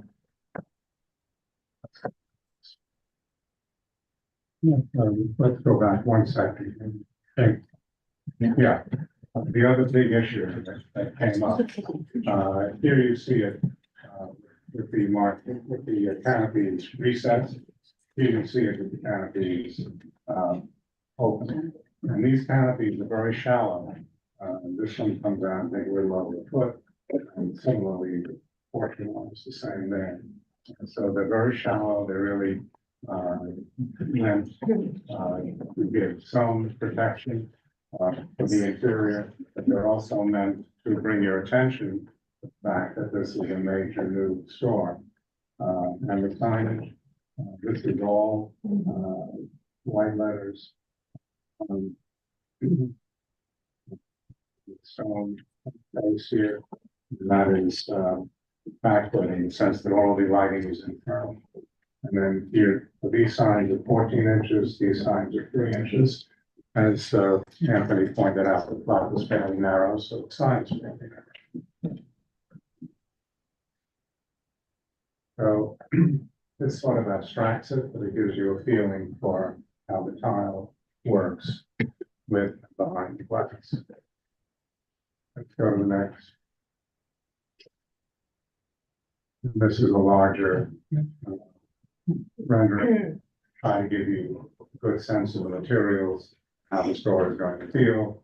So basically, in addition to the stone, you have on the tile, you have pins which are walnut, and you have gray paint on the masonry, and pretty much everything else is self-evident.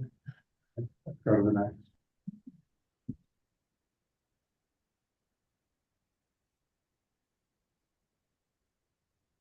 This is trying to explain this how it's made. So what you have here is the stone box with the lighting, with the lit sign man. This is the walnut, and the lighting is cold lighting. It's a step flush inside the walnut pin. And here you see how shower those lines are. Go to the next. Okay, I think we have to wrap it up. It's very quick. This is what the back looks like. Let's go to the next. And this is what's happening. This is what the back looks like. This is tied to the lot line. What they're doing is they're putting a new egress there, a new elevator, and then here they're also expanding out a little bit and But this, after the lot line, but this is visible. So wherever the expansion to the lot line is visible, it is red brick masonry. My question was, is the tenant taking the entirety of both buildings? Yes. The entirety of that? Good for them. Commercial. Very fancy store. It's, Good for them. 1, 2, 3 are, retail and the other 2 floors. I have a question, which is, basically why are the awnings being added? Is there sort of particular reason other than that they like it? It's not like It's the a last. visual design. I think they could probably make some justification for some, shading of those windows. But I think they were pretty open that, they want these because it's important to the visual design and for bringing attention to the store. Yeah.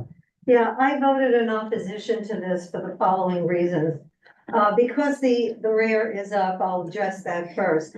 They have an extension going up 4 floors, and instead of addressing, and because there's no requirement to have windows, because that doesn't address what's happening in the inside, they have proposed those 4 openings, which are going to have brick infill.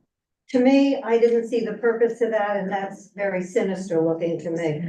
Let's come around to the front of the building. If you can, go to the slide that's the most complete rendering, you know, that has the, yeah, that's fine. Okay, so the front facade has all of the awnings above, which I don't have an objection to, particularly they only protrude about 4 inches. However, each of those awnings has the name of the business, and I thought that's a little much going up 4 stories or 5 stories. Landmarks only considered, landmarks, the awnings were approved on the staff level. What was before us was only if we wanted the store description. Those letters will only be about 3 inches high, won't be seen. I don't think they have much of a purpose.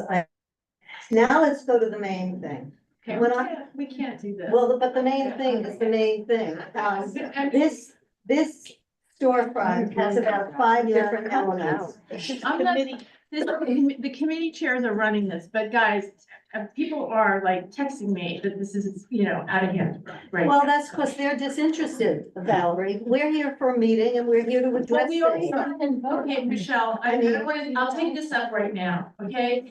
If people are that interested in landmarks, they know when the landmarks meeting is, they can attend and they can see the I was there. intricacies of every presentation. I'm on the committee. Okay, I understand that, but it sounds like you're just voicing, and I'm not. Well, I'm saying why I voted no, which is what you usually do. Okay, but we've spent over 17 minutes on this. I'm timing it, actually, okay? 17 minutes. And people want to move on, and I'm trying not to be rude about it, but I One of think. the reasons is we don't need the renderings. I think. we Okay, need well, the pictures. you can discuss that in landmarks on how At you any want rate, to to the full board presentation. Can I finish these comments? This is the main. Yeah, we're not. We've got different kinds of materials on the front. It's a hodgepodge. It's an. I appreciate, Okay. okay, it's a Thank you. hodgepodge. Okay, that's the comment. What was the vote in the committee? 9 to 2, I believe. No, it was 9-1-2, wasn't it? No, not, 912. 912, excuse me. Thank you. Please, can you call the question? Is anyone going to vote no besides the person who voted no in committee? Okay, 2 no's. Anybody else? Everybody else is a yes? Thank you. Was Elizabeth or Gail one of the? I don't know, Elizabeth or Gail, no. Yes. Okay. okay. No, Elizabeth actually was abstained. Okay, Elizabeth, do you want to, are you changing to, I'm so sorry, I can't even find my mouse. Oh, maybe. I will. It's somewhere, that's, you're good. Elizabeth, I'm so sorry, unmute and just make sure that we know whether you're voting yes or abstaining.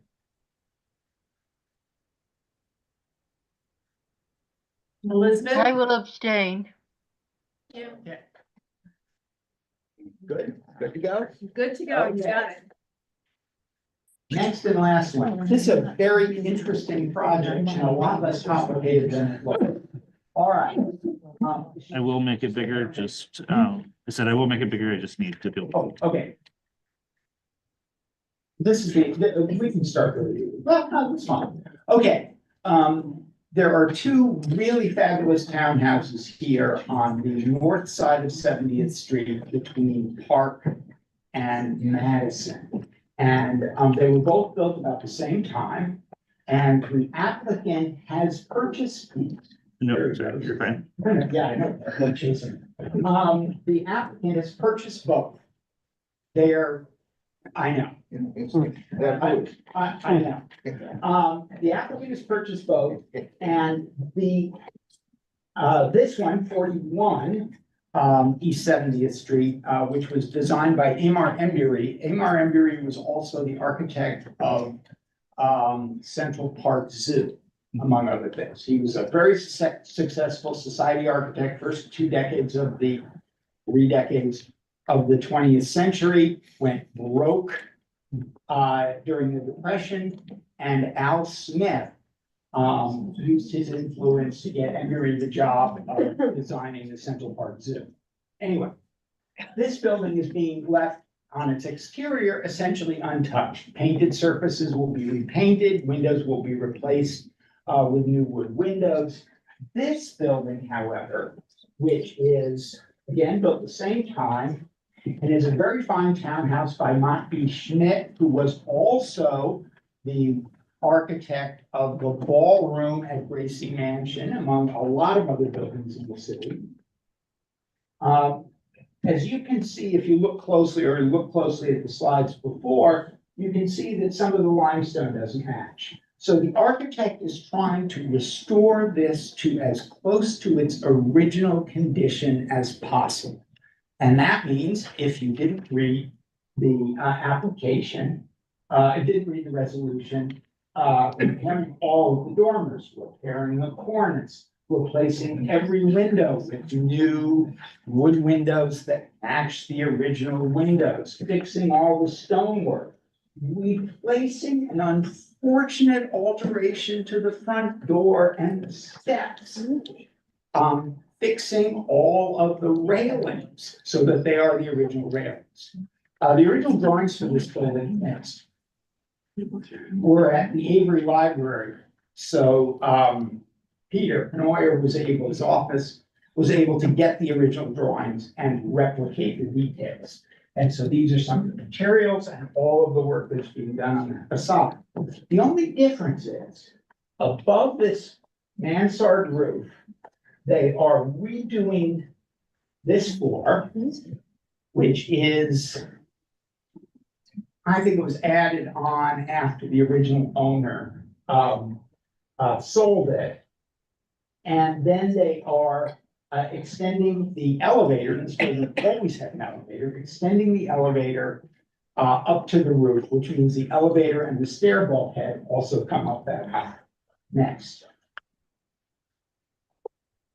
In the rear, now this elevator bulkhead is next to the other building. So in the back, they are making some changes. They're cleaning up some unfortunate alterations that were done at the ground floor level. And otherwise, again, repairing all the brick, repairing the roof, and really restoring this building to its original condition. It is beyond the scope of the landmarks committee. I think there might be one. Yeah. It's beyond the scope of the landmarks committee to comment on the conversion of these two single-family townhouses to one single-family townhouse. But that's what we have here. So this is the front with this new. This is as it is. This is the front with the new elevator bulkhead and stair bulkhead. This is the other building on 41 and 43. The roof of 43 is in fact unchanged. So, that was the project. It is the committee agreed unanimously, a really fine restoration. And if everybody was willing to put this much money in and care, it's more than the money really. Put this much care into the project, into every project, we wouldn't have anything to worry about there. Okay. Call the question. Second. Is anyone? Information. Sure. Is there any connection between? Yes, they're proposing, there wasn't one before, obviously, but they've made some internal connections. They've taken the, sorry. You can see the presentation It's very minimal. on The- the the- website, on yeah, the very minimal, website, very you can minimal. see the connections. They're It's on the appropriate, but website. minimal. For instance. But that's the what- line roads now will extend Sorry. across both Oh, I know, buildings. but it's so. So they made connections in certain areas. Okay, we're in the middle of the vote. Is anyone gonna vote no? Okay, it's 100% unanimous. Thank you, gentlemen. Okay, streetlight up. Sherry, you can see the floor plans on the Move website. to call the question on all the unanimous votes together. Yeah, I'm hoping. Okay, yeah, so let's have them introduce. Let's just have a little respect to let them come up to the microphone and talk about their topic. Thank you. I agree. But before we do that, is there anyone from RJ O'Brien here? Okay, so here's the situation that we have. We have 9 unanimous approvals. We have 1 unanimous disapproval from RJ O'Brien. That was someone who said they weren't gonna show up, they didn't think they needed to, and so we have unanimous disapproval pending their ability to come here and we would reconsider it as a committee of the whole. So now we have 10 unanimous actions, 9 that are approvals, 1 that is disapproval, none of them are cannabis. These are all liquor licenses and street and sidewalk cafes. Technically, you have to. Separate, it's fine, we'll do the unanimous approval. That's all A, not B, not the roadside anything. You're talking about A. All of them. Can you just do me a No, I'm favor? gonna, well then, well, I want to clarify because I'm voting no on all the cafe and roadside. Let's take all the And I have unanimous a approvals question in A about one of together. them. You have Okay. unanimous This disapproval, committee has but you have one co-chairs, table. and they can decide how they want to group them. I would just ask that you tell us what the names or of the establishments are if we're grouping them. Okay, so if we wanna group all the ones together, then we have, 1302 Mad Restaurant Group, Kansha LLC, Doyle Hospitality, V-Bar Enterprises, Dow Group. That would be all the ones together. And those are just, Those are all unanimous approvals that are applications to the liquor authority. okay. You Take wanna that take them as all one together? group, yeah. Okay. Call the question. Is anybody calling the question? Russell? That's what I did, yeah. Okay. Second. And they were all unanimous. Okay, anybody voting no? This is on the liquor. None? Yes. Okay, what's your next group? Thank you. So then, we have 4 unanimous approvals for the Department of Transportation Sidewalk Cafe ones. Oh. This is Pill Pill, Village Square Pizza, Terminus Restaurant, and Veg on Lex. Veg on Lex, okay. Is there a motion to Yeah. approve these? Which ones were they again? It's 2A through D. It's each of the Sidewalk Cafe ones. They were all unanimously approved and approved. Sebastian? Pill Pill, Village Square, Terminus, and Veg on Lex. A lot of pills. Yes. Yes. Call the question, please. Sounds great. Okay. On all of them together. Yes, all of them together. Are you going to vote no on all of them, Michelle? No, I wanted to vote no on the one that came under number 2. So no on 2A, Okay, Pill Pill. 2B, 2C, and 2D. So you- All of them. All of these are all sidewalks. Okay, not road. her vote is They're recorded. sidewalks. Is anybody else voting no on any of them? Or all of them? Everybody else is a yes. Thank you very much. Okay, great. Then the last one is this unanimous disapproval from the people who decided that they didn't have to show up and. Call the question. Second. Sounds good. Okay, any vote, this is a motion to disapprove, so a yes means no. Is everyone voting yes? Yes. Okay, unanimous Yeah, and that sounds great. disapproved. Thank you very much. Okay. Thank you to co-chairs of the street light. Okay, we're gonna move back to the discussion on the zoning task force. On a time limit, so people can go home. Well, I mean, if you feel you have to leave, there's not gonna be a vote. So, you'll be reported as being present. But we will stop. What is it, 49? Well, look, 9:15. How about that? So are we adjourning the meeting? No, we're not adjourning the meeting, but does anybody have any old business or new business? You have new business? I would like to ask, new business. I would like to enforce the parliament procedure for the presentation of the project. It is not a presentation, it created a co-chair respectfully for all of them. They had to make a report, what was the discussion in the committee, and then open to the public and to the community. The chair. Comment about the presentation. It's duly noted. No, I'm trying I to understand say what you're that saying. it has to create an environment for discussion. Okay. It's not the I members understand. against. Marco, I understand what you're saying. We know that.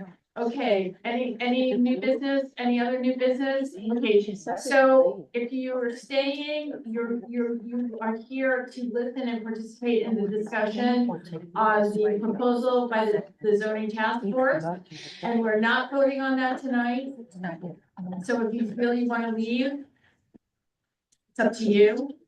Oh, so we're not voting on it tonight. No, that was in the email from last night. I'm not voting on it tonight, so, As you leave, please leave quietly. yes. Happy holidays to everyone and, best wishes for a healthy and happy new year. So I think we want to sort of answer Anita's question. I would hope that if you're leaving, you at least look at your watches and see where you are in the tape. So that if you want to go back and listen to the answers to the questions, you can do that before the next meeting. I'll make my announcement. This will be Lisa's job next month because I will be out of town. So Louise will be fulfilling her duties as when the chair is out of town, the first vice chair will be chairing. Good luck, Louise.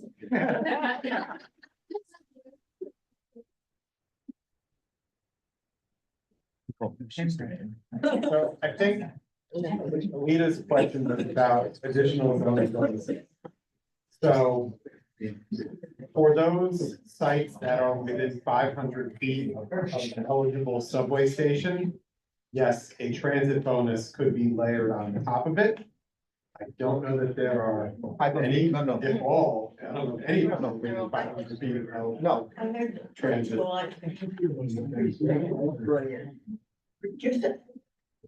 Just for me.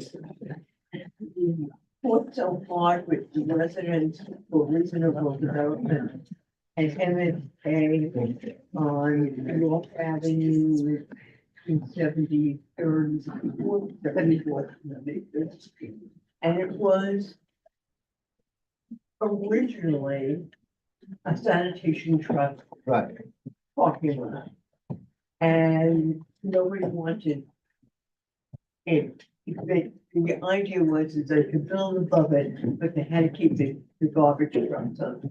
So nobody wanted that. Then they changed it for health and education. So MSK, and then I'm told they're saying the Hunter. And whatever happened? We knew that Hunter didn't have the money. That's everybody in the community has the money. What happened? Who owns that land? And that where Hunter was doing about. Well, as we discovered doing our work over the past year, I believe EDC is in the process of transferring the site, or selling the site. We don't know to whom. City. So I think this, EDC. yes, Not it's necessarily the city. being or has been transferred to the EDC. And the EDC is in charge of disposition. That's correct. But there's no motion on the floor right now. Maybe you can add this to whatever you're doing, which is that the city-owned land, it should be 100% affordable housing. Which is something that the board looked at before, and I think not necessarily for city-owned land, but for other things that it should be 100%. And that's what it should be if it's taxpayer. I don't think we should say that. So I'm, without conferring with Adam, I'm going to respectfully say no. Not, but because I don't think there's a single piece of city-owned property in what we are looking at. Just the 100. The Hunter property is, but the Hunter property is not even part of our study. Okay. It is not zoned for manufacturing or commercial only. It's already zoned. It's already zoned C19. I actually believe CUNY owns that parcel, not EDC right now. But it's being It's been transferred announced to that it's being EDC now. transferred. Who announced that? It was back in April. Yeah, we pulled some meeting minutes from, Yeah. it was either EDC or it's being. I work at EDC, so that's why I'm curious. Well, you're gonna get a nice piece of property, right? It actually happened, it was a deal with the governor and the mayor with respect to the property last year. Spark? Like No. Spark Kids? No, No. no, without that. No, I know, I'm just wondering what announcement was made talking about this transfer. I'm, full disclosure, I very much know this site, but I'm just wondering when it was publicly announced. So we linked to it in one of the meetings. It might have been before I Yeah. joined the board, so maybe. It was April last year was when, Okay, I'm just surprised, I wasn't aware that. when I was tipped off. Right, and then we linked to it, I think, in the subsequent meeting. Are you aware of it as private knowledge? I can confirm nor deny that. Exactly. It is sufficiently out there in the press that we were able to link to it and raise it at, our community meetings and we don't have any side knowledge here. Okay. We literally reported what we read. Okay, as long, I was just very surprised, I was like, known maybe that EDC was looking into that, but Okay. I can't say anything. Understood. Michelle. Yeah, I have a question that I didn't come up to me in the committee. When you were talking about, you made a statement that the upper buildings in the 90s are not so threatened because they will not be condominiums, they will probably be rentals.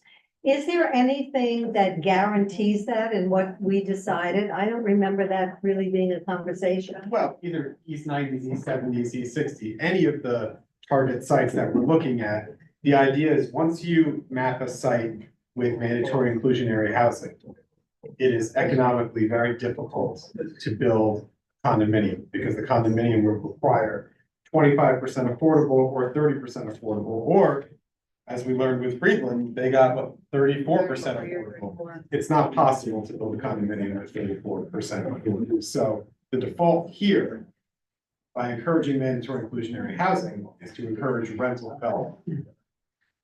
And that's why you made that statement. I just. wanted Sorry, that- yes, I kind of glossed over, we're handling a lot. Yeah, okay. I mean, I'm working on something right now in Brooklyn that's 25% affordable, and the intention was to make it a condominium development site, and they're not sure if they can do it. Can I ask a question? Yes, Chair.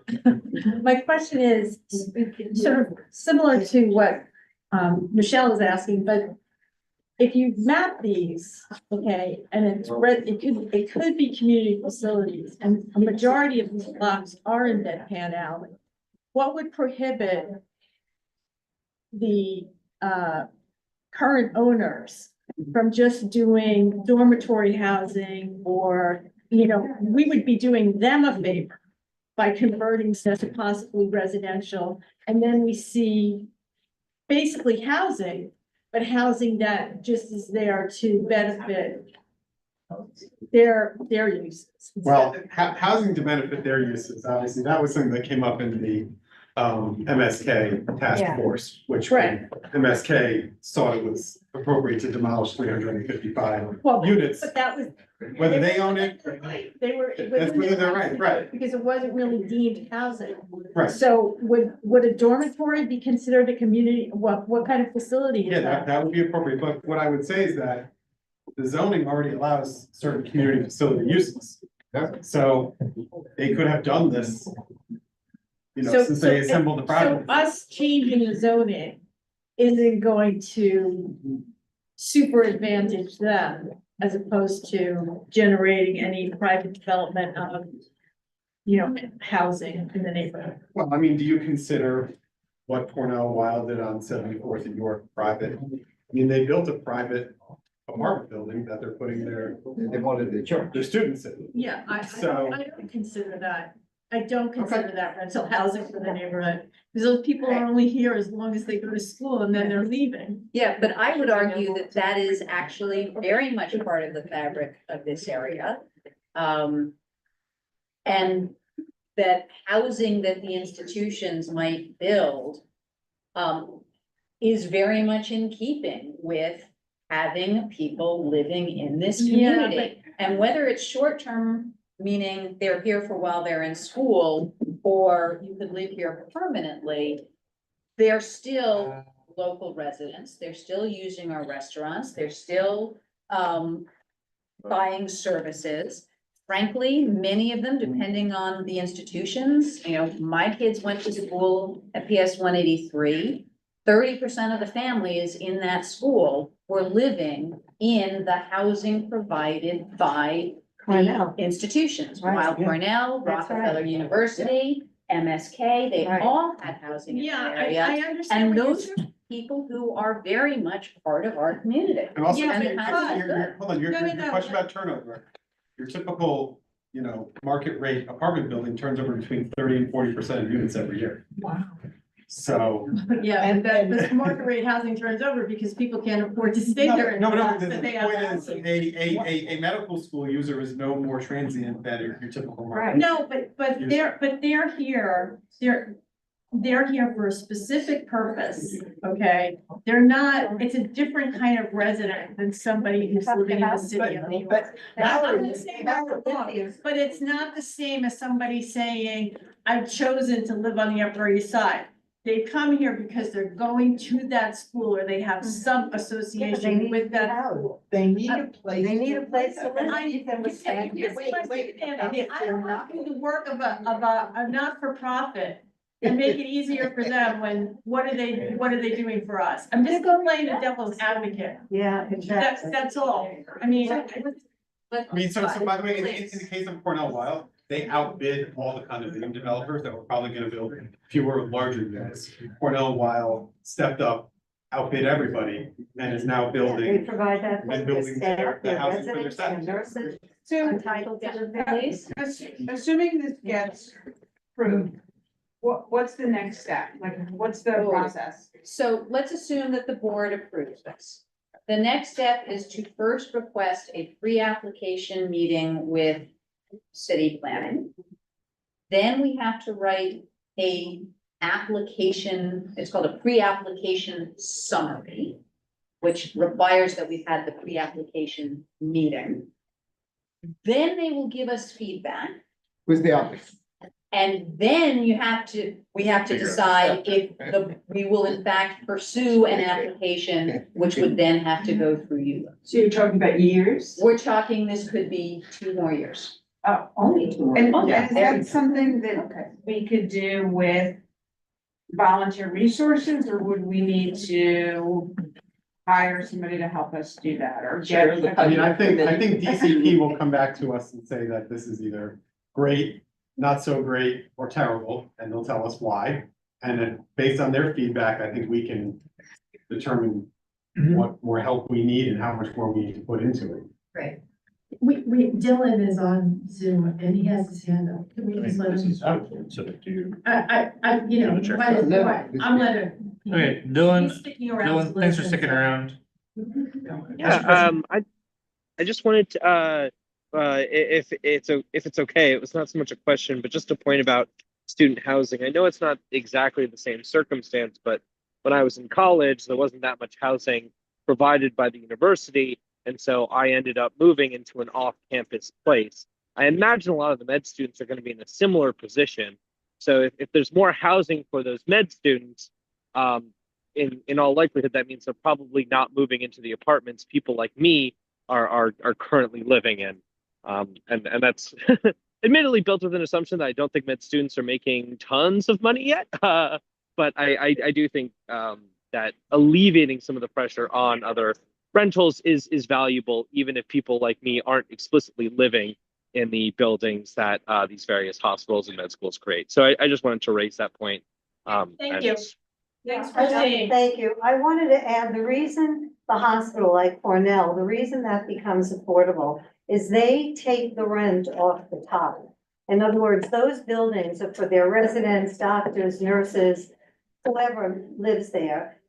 And they have to be close to the main hospital. You can't have residents living across town or in Queen. They're on call, they need to come. Same with doctors, should they choose to be there, and nurses, etc. But what makes it affordable is they take it off the top of the income. So if it's $3,000 a month, when they cut their salary check, they take $3,000 off, they're not paying taxes on that. And that's how it becomes affordable. But that's an important population that needs to be housed. And I hope we can do all we can to keep them in the neighborhood.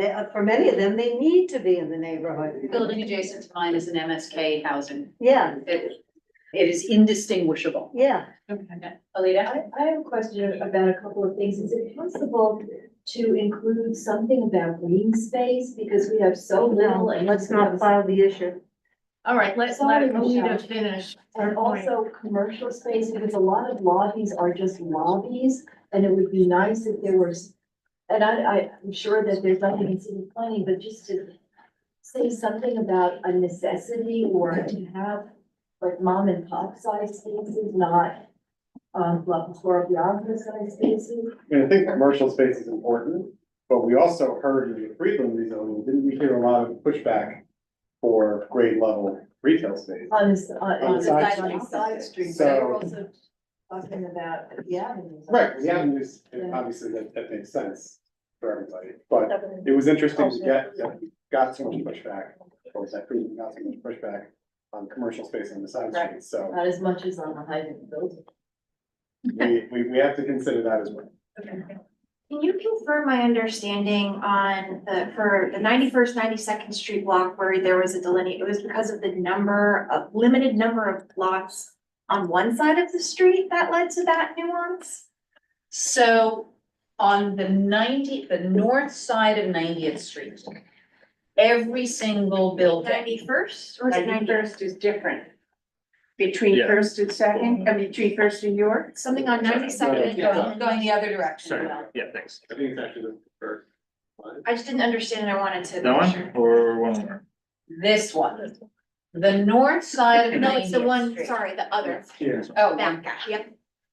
okay. It's because on 92nd Street, what you see across the street is just so completely different. And the existing buildings that are already there, it's just a completely different context. So, Okay, So, one last question after this. Go ahead and finish up. I was gonna say, on 92nd Street here is where you have a 30+ story tall Yeah. building on the corner. Then you have ASPCA, you have the hotel, Yeah, hotel, and then yeah. there's a little building. Yeah. Thank you. And that's, and then the rest of it, I think, is like commercial stuff and everything, right? On that street? Yes, but that's not in our study area, or only a portion of the block. Okay, last question. Yeah, I thought he called on me. I just want to say that we tried very, very hard in the committee to get a consensus. You both did a fabulous job. And as Elizabeth said, not everybody agrees with every single thing that's in this proposal. It was necessary to make some compromise, we all did. I personally feel very, very strongly that if the full board votes and this goes to city planning, that it goes as is. I don't want to see any amendments, let's add this, because then you're going back to a whole discussion, and you're gonna involve people who have not been there for the These presentation. amendments from us, not from city planning. Right, no, I'm saying when we bring it to city planning, well, they'll do whatever they want. But I'm saying, when we bring it to city planning, I would like for it to go. If this board votes in favor of this, I would like it to go intact. I would not like to see any amendments because it will change the proposal. It'll change the opinions of what people had in the committee. Everybody worked very long and very hard on this. And I think there are opportunities to deal with what we want for green space and deal with what we want for many other things without loading this effort. We don't have to have everything we've ever dreamed about in this effort. This is specifically for affordable housing in our district. That was the mandate, and I think we ought to be very sure to keep it that way. Okay, yeah, I think that's agreed to time. I knew this was gonna take longer than we expected, but I think the purpose of doing it this way was so that the next meeting, we could limit the discussion, have a vote, and get to the next piece. I want to reiterate, you guys have done an amazing job. We are all very grateful, for all the time that you spent and will spend on this. And, is there a motion to adjourn the meeting? Second, thank you again, everyone. Have a great holiday.